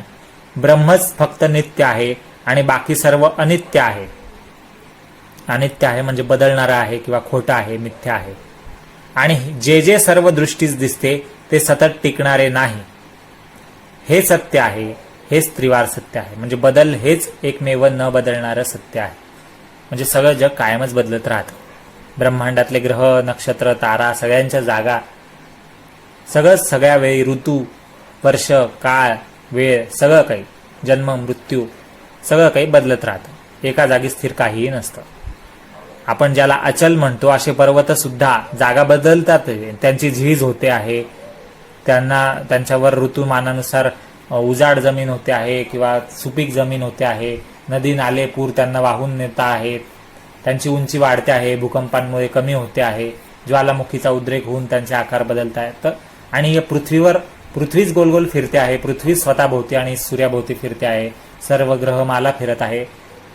आणि सूर्याचं सुद्धा स्वतःचं, प्रत्येक सूर्याचं, हे जे तारे आहेत हे तारे सुद्धा जन्म घेतात आणि मरतात. मग तारे दूरचे सूर्यच आहे वेगवेगळ्या सूर्यमालांमधले, आणि ते मरतात. म्हणजे आपला सूर्य ही एक तारा आहे आणि तोही मरणारच, त्याचाही जन्म झालेला आहे. म्हणजे तोही त्याचं आयुष्य जगतोय, तो वाढतोय आणि तो कमी कमी होत जातोय. म्हणजे या जगात काहीही शाश्वत नाही, परमनंट नाही, सगळंच काही बदलतंय. भलेही सूर्य आहे तिथेच आहे, आपलं घर आहे तिथेच आहे, आपलं जन्म आहे, जग जीवन तिथेच आहे, पर्वत आहे तिथेच आहे, पण प्रत्यक्षात तेही बदलतंय, स्थिर नाहीये, सत्य नाहीये, असं इथे लिहिलेलं आहे. ब्रह्मच फक्त नित्य आहे आणि बाकी सर्व अनित्य आहे. आणि जे जे सर्व दृष्टीस दिसते ते सतत टिकणारे नाही, हे सत्य आहे, त्रिवार सत्य आहे. ब्रह्माचा वक्ताही दुर्मिळ, तसाच श्रोताही दुर्मिळ आहे. म्हणजे ब्रह्म काय आहे हे सांगणाराही, आत्मा परब्रह्म हे काय, मुक्ती काय हे सांगणाराही दुर्मिळ आहे, म्हणजे भेटत नाही लवकर. आणि ऐकणारा, विचारणारा, याबद्दलचा ज्ञान घेणारा जो विद्यार्थी आहे तो सुद्धा दुर्लभ आहे. आणि प्रेमळ व अनुभवशील सद्गुरू तर क्वचितच सापडेल. ब्रह्म काय वाटेवर पडलेलं आहे का? रस्त्यावर थोडी पडलंय ब्रह्म. जे योगी स्वतःला पर्वताच्या गुहांमध्ये कोंडून घेतात, यम नियम यामध्ये बांधून घेतात, म्हणजे तसं वागतात, जगतात आणि ध्यानधारणेत गुंतवून घेतात स्वतःला, अशांना देखील गुरुकृपा झाल्याशिवाय ब्रह्म दिसत नाही. ते तुझ्यासारख्या मूर्तिमंत लोभ्याला कसे बाबा लाभेल? हे सगळं साईबाबाच बोलतायत. आपण जे इतक्या वेळचं ऐकतोय हे साईबाबा त्या लोभी माणसाला उत्तर देत आहेत की जो ब्रह्मज्ञानी होण्यासाठी आला होता, ब्रह्मार्थी, तो लोभी श्रीमंत माणूस जो 5 रुपये सुद्धा स्वतःच्या खिशातल्या 250 रुपयांमधून साईंना देत नव्हता. साई त्या लहान मुलाकडे मागत होते, त्याला इकडून तिकडून घेऊन यायला लावत होते, तेव्हा हा माणूसचा लोभ सुटत नव्हता. त्याला शंका होती की साई पैसे देतील का, आणि त्याला जायची घाई होती, ब्रह्मज्ञान समजून घ्यायची पण घाई होती. तेव्हा हे साईबाबा एवढं मोठं उत्तर देत आहे, त्याला समजवताय आणि त्याच्या माध्यमातून आपल्याला समजवताय. जसं अर्जुनाला गीता दिली, पण ती फक्त अर्जुनाला गीता नाही सांगितली, त्यातला उपदेश कृष्णाने सगळ्या जगाला सांगितला, मानवजातीला सांगितला, पिढ्यानपिढ्यांना तो सांगितला.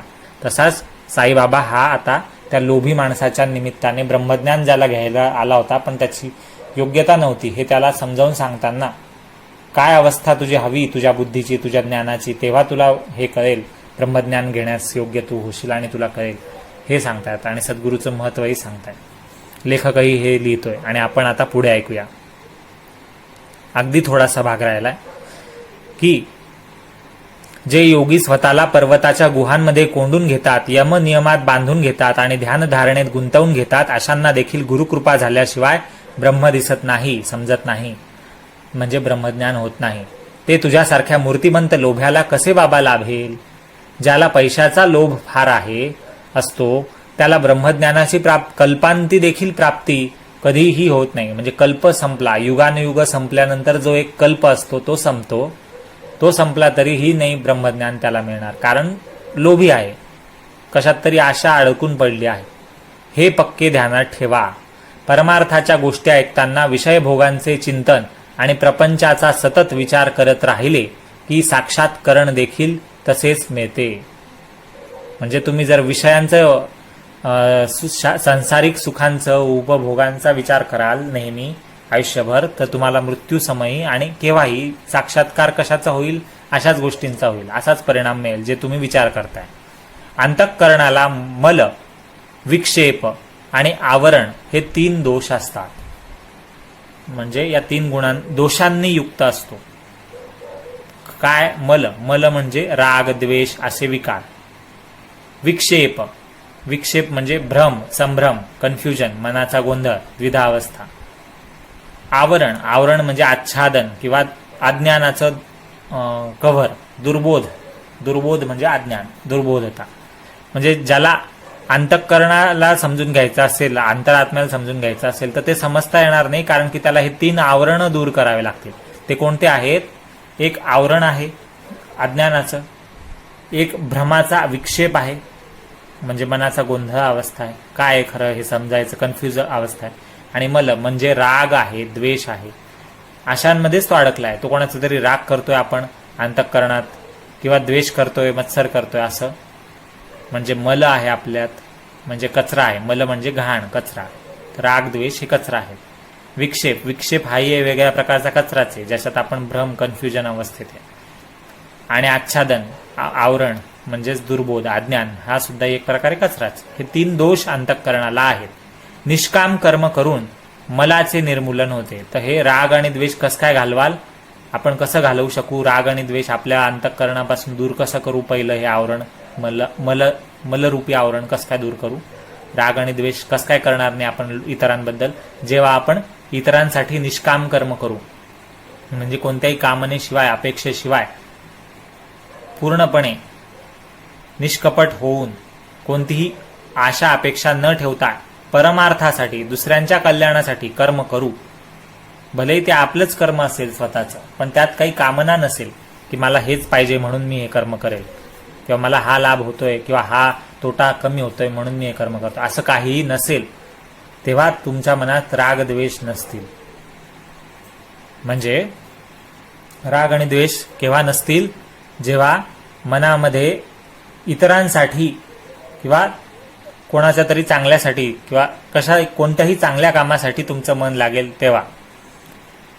कारण तिथे राग आणि द्वेषाला जागाच नाही, तिथे तुमचा अहंकारच नाहीये, म्हणून राग आणि द्वेष नाहीये. कोणी अपमान करणार नाही, कोणी कसंही वागलं तरी तुम्हाला राग आणि द्वेष येणार नाही. पण केव्हा येणार नाही? केव्हा हे मल गायब होईल, निर्मूलन होईल, संपेल? जेव्हा तुम्ही निष्काम कर्म कराल. म्हणजे कोणी काहीही सांगितलं तरी तुम्ही निष्काम, कोणतीही अपेक्षा न ठेवता, फळाची, परिणामांची, वाईट चांगल्या परिणामांकडे न पाहता कामावर लक्ष द्याल, निष्काम कर्म कराल. आणि उपासनेने विक्षेप धुवून निघतो. विक्षेप म्हणजे भ्रम, मनाचा गोंधळ, तो कशाने गायब होतो, धुवून निघतो? तर उपासनेने. उपासना म्हणजे एक प्रकारे प्रॅक्टिस, अभ्यास केला तर भ्रम दूर होईल. उपासना केली म्हणजे खरं काय हे समजून घेण्याचा प्रयत्न केला तर. अशा प्रकारे स्वकर्म म्हणजे स्वतःचं कर्म करणं, निष्काम कर्म करणं, आणि उपासना करून कर्त्याच्या चित्ताला परिपक्वता येते. जो करणारा आपण आहोत, आपण असं निष्काम कर्म केलं, स्वकर्म, आणि म्हणजे आपला धर्मानुसार, धर्म म्हणजे तो धर्म नाही, धर्म म्हणजे नॅचरली इन्स्टिंक्ट आहे आपलं, की आपल्याला नॅचरली काय करणं योग्य आहे, शास्त्रसंमत आहे, काय धर्ममान्य आहे, ते करणं, स्वकर्म, स्वतःला नेमून दिलेलं काम आयुष्यात करणं, त्याप्रमाणे जगणं. आणि उपासना करणं म्हणजे भ्रम, कन्फ्युजन यापासून दूर होण्यासाठी ज्ञानाची आराधना करणं, उपासना करणं, अभ्यास करणं. तर यामुळे असं स्वकर्म आणि उपासना करून जो करताय म्हणजे आपण आहे, अशा कर्त्याच्या चित्ताला, आपल्या चित्तात परिपक्वता येते, म्हणजे आपल्याला एक्सपिरियन्स येतो. आणि मल व विक्षेप यांचा नाश होऊन फक्त आवरण शिल्लक राहतं, म्हणजे अज्ञानाचं, दुर्बोधाचं जे आवरण आहे ते एवढं शिल्लक राहतं. राग द्वेष संपून जातात जेव्हा आपण निष्काम कर्म करू, आणि भ्रम, गोंधळ हे निघून जातात जेव्हा आपण उपासना करू, म्हणजे एका ठराविक पद्धतीने जगताना ठराविक पद्धतीने अभ्यास करू, समजून घेण्याचा प्रयत्न करू, तेव्हा भ्रम, कन्फ्युजन दूर होतात. आणि हे दोन्ही जेव्हा नाश होतात तेव्हा एक गोष्ट राहते, अज्ञान म्हणजेच आवरण, आच्छादन. हे सर्व अनर्थांचे बीज आवरण, अनर्थ गोष्टींचे आवरण आहे. आवरण म्हणजे कव्हर आहे. तर बीज आवरण ज्ञान प्रकट झाल्यावर जसा सूर्य उगवल्यावर अंधाराचा नाश होतो, तसं हे बीज आवरण नष्ट होतं, नाश पावतं. म्हणजे हे आवरण केव्हा नाश पावेल? जेव्हा तुम्ही निष्काम कर्म कराल, तुमचे राग द्वेष त्यामुळे संपून जातील, आणि तुम्ही उपासना कराल, अभ्यास कराल, समजून घ्याल, ज्ञान घेण्याचा प्रयत्न कराल, तेव्हा तुमचे भ्रम, मनाच्या अवस्था, गोंधळ सगळे दूर होतील, जे अर्जुनाचे दूर झाले ज्ञानामुळे तसे. आणि हे झाल्यानंतर, या दोन्ही स्टेप झाल्यानंतर, स्वकर्म आणि उपासना झाल्यानंतर, निष्काम कर्म आणि अभ्यास हे झाल्यानंतर, म्हणजे मल आणि विक्षेप यांचा नाश झाल्यानंतर, तिसरी स्टेप जे आवरण आहे, कव्हर आहे दुर्बोधतेचं, तर ते दूर केव्हा होईल? अज्ञानाचं, की जेव्हा ज्ञान प्रकट होईल तेव्हा, म्हणजे आपोआप तेव्हा ज्ञान प्रकट होईल. त्याच्यासाठी तुम्हाला वेगळं काही करावं लागणार नाही. आणि जे आवरण आहे, जे अज्ञान आहे, ते आपोआप दूर होईल, कारण तुम्ही अभ्यास केलाय, उपासना केली आहे, तुमच्या मनाचा गोंधळ संपलाय, संभ्रम संपलाय, म्हणजेच तुम्हाला अज्ञान दूर त्यामुळेच होणार आहे, आणि परिपक्वता येणार आहे, अनुभवी तुम्ही होणार आहात. आणि चित्त परिपक्व झाल्यामुळे, खरं काय ते समजल्यामुळे ज्ञान तिथे प्रकट होणार आहे. आणि ज्ञान प्रकट जसा सूर्य झाल्यावर अंधाराचा नाश होतो, तसा अज्ञान, बीज आवरण नष्ट होतं. सत्य, ज्ञान, अनंत वगैरे लक्षणांनी ज्याचे वेदांतात निष्णात असलेल्या लोकांनी वर्णन केलेले आहे, ते हे ब्रह्मज्ञानी माणूस स्वस्वरूपी लीन होताच त्याच्या ठिकाणी प्रकटते. म्हणजे काय लिहिलं इथे? जो सत्य आहे, जो ज्ञान आहे, जो स्वतः ज्ञान आहे, जो स्वतः सत्य आहे, जो स्वतः अनंत आहे, असं ज्याला म्हटलं जातं वेदांतांमध्ये.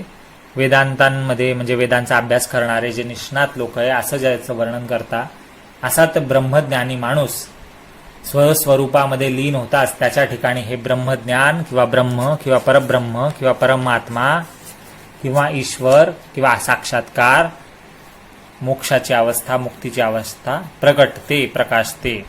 थोडा अंधार व थोडे चांदणे असताना, एकटा वाटसरू जंगलात चालत असताना, शेंडा व फांद्या तुटलेल्या झाडाच्या खोडाला चोर समजून भीतीने तेथेच लपतो.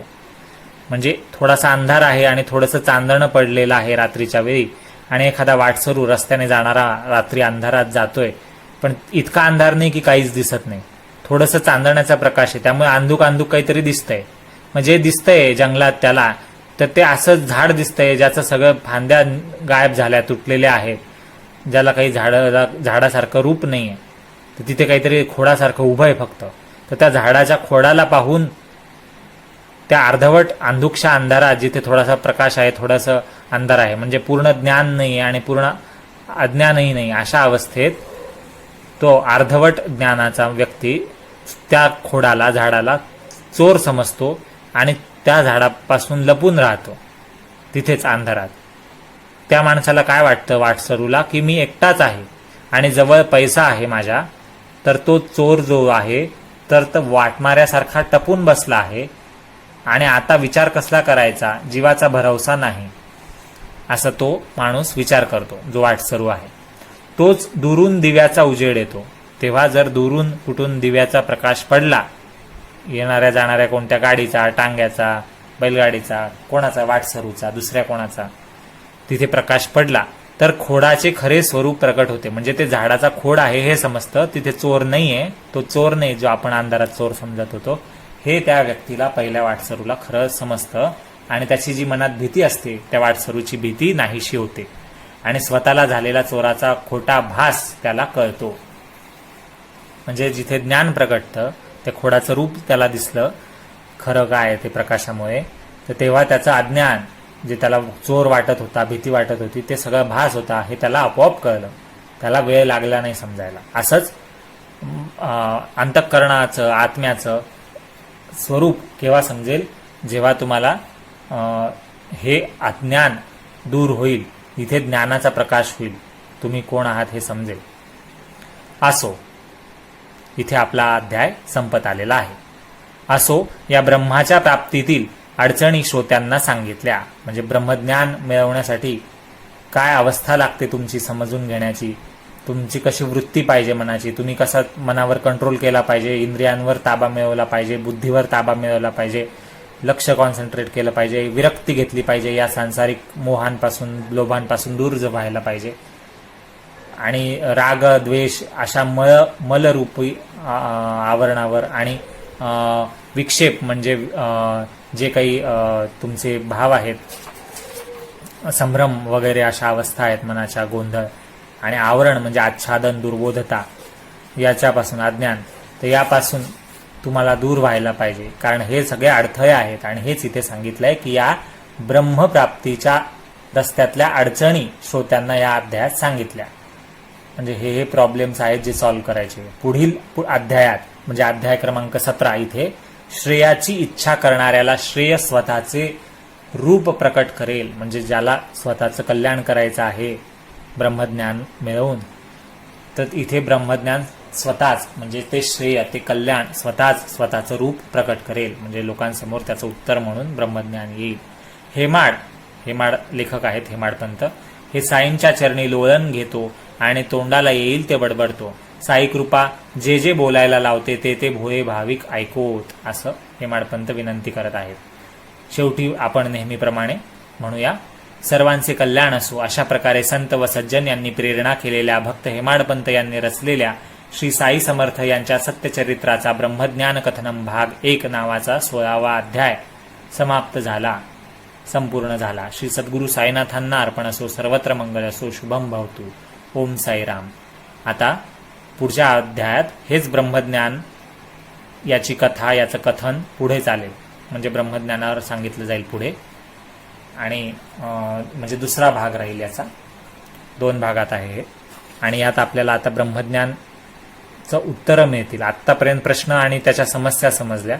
आता यातून मुक्त होण्याचं आणि ब्रह्मज्ञान काय आहे हे स्वतःच आपल्याला आता समोर प्रकट होणार आहे. त्यामुळे पुढचा अध्याय नक्की पहा. धन्यवाद.